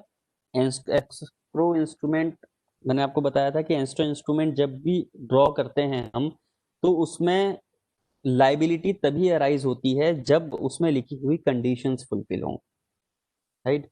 अगर उस एस्को इंस्ट्रूमेंट में लिखी हुई conditions with in the time fulfil नहीं होती तो उसमें लाइबिलिटी भी अराइज नहीं होती। देखिए क्या लिखा है, when an instrument is drawn conditionally और for a special purpose as a collateral security and not for the purpose of transferring property therein, it is called escrow instrument.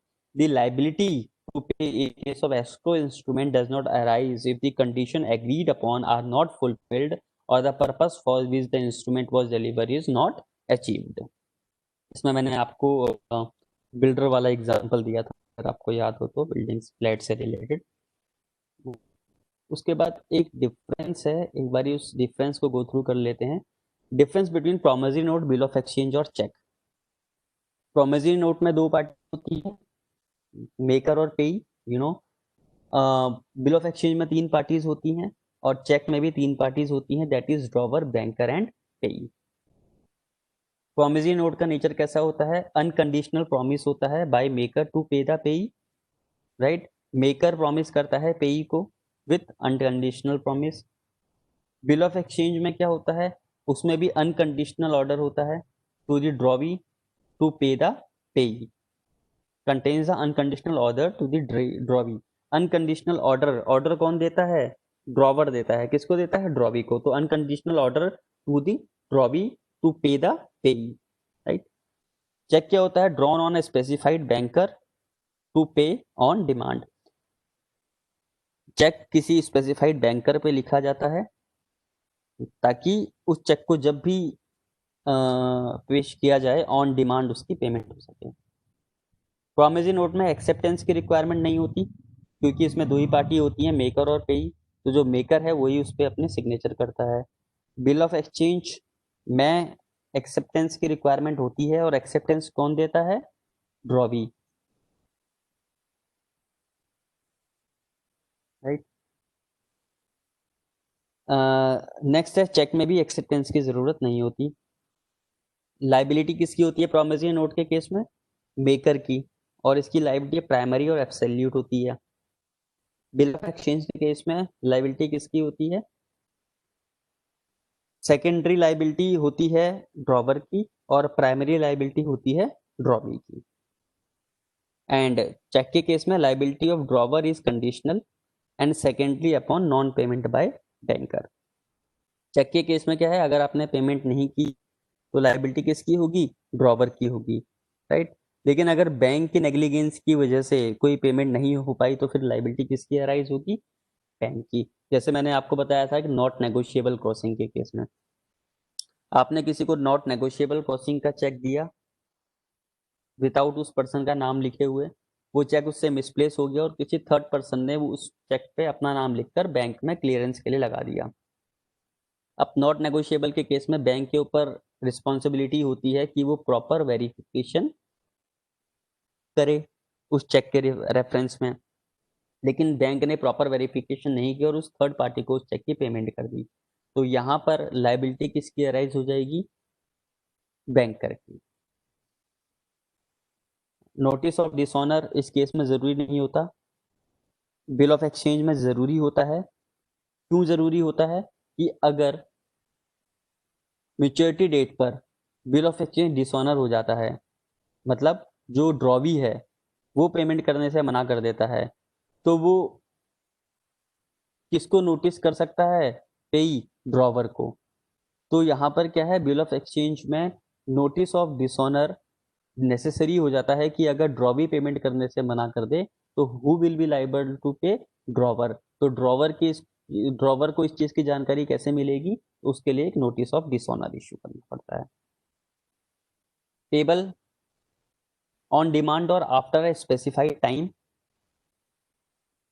on demand or after a specified time cannot be made payable bearer on demand or even after certain period। देखिए क्या लिखे हैं, promissory note कब payable होता है? On demand और after a specified time, मतलब एक स्पेसिफाइड टाइम के बाद वो ऑन डिमांड पेबल हो सकता है, लेकिन उस स्पेसिफाइड टाइम से पहले वो ऑन डिमांड पेबल नहीं हो सकता। देखिए फिर नीचे लिखते हैं can not be made payable to bearer on demand और even after certain period.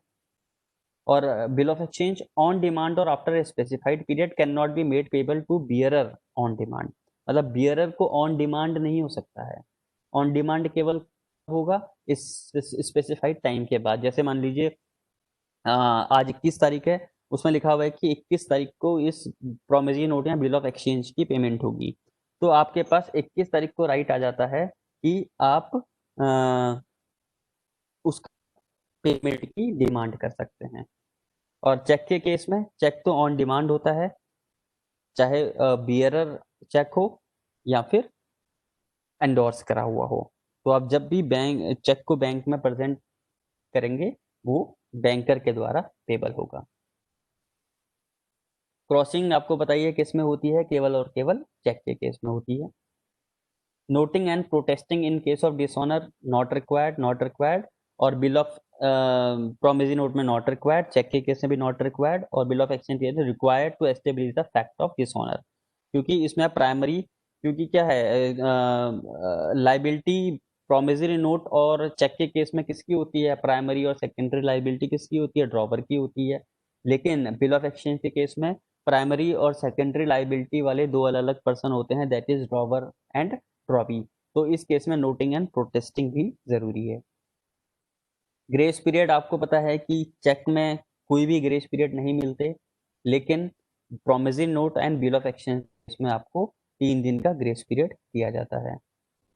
Other features name date place not essential must be stamped, क्योंकि अगर आप नेम डेट और प्लेस अलग से नहीं भी लिखते हैं तो जो आप स्टैंप लगाते हैं उस स्टैंप में सारी चीज़ें मेंशन होती हैं, राइट।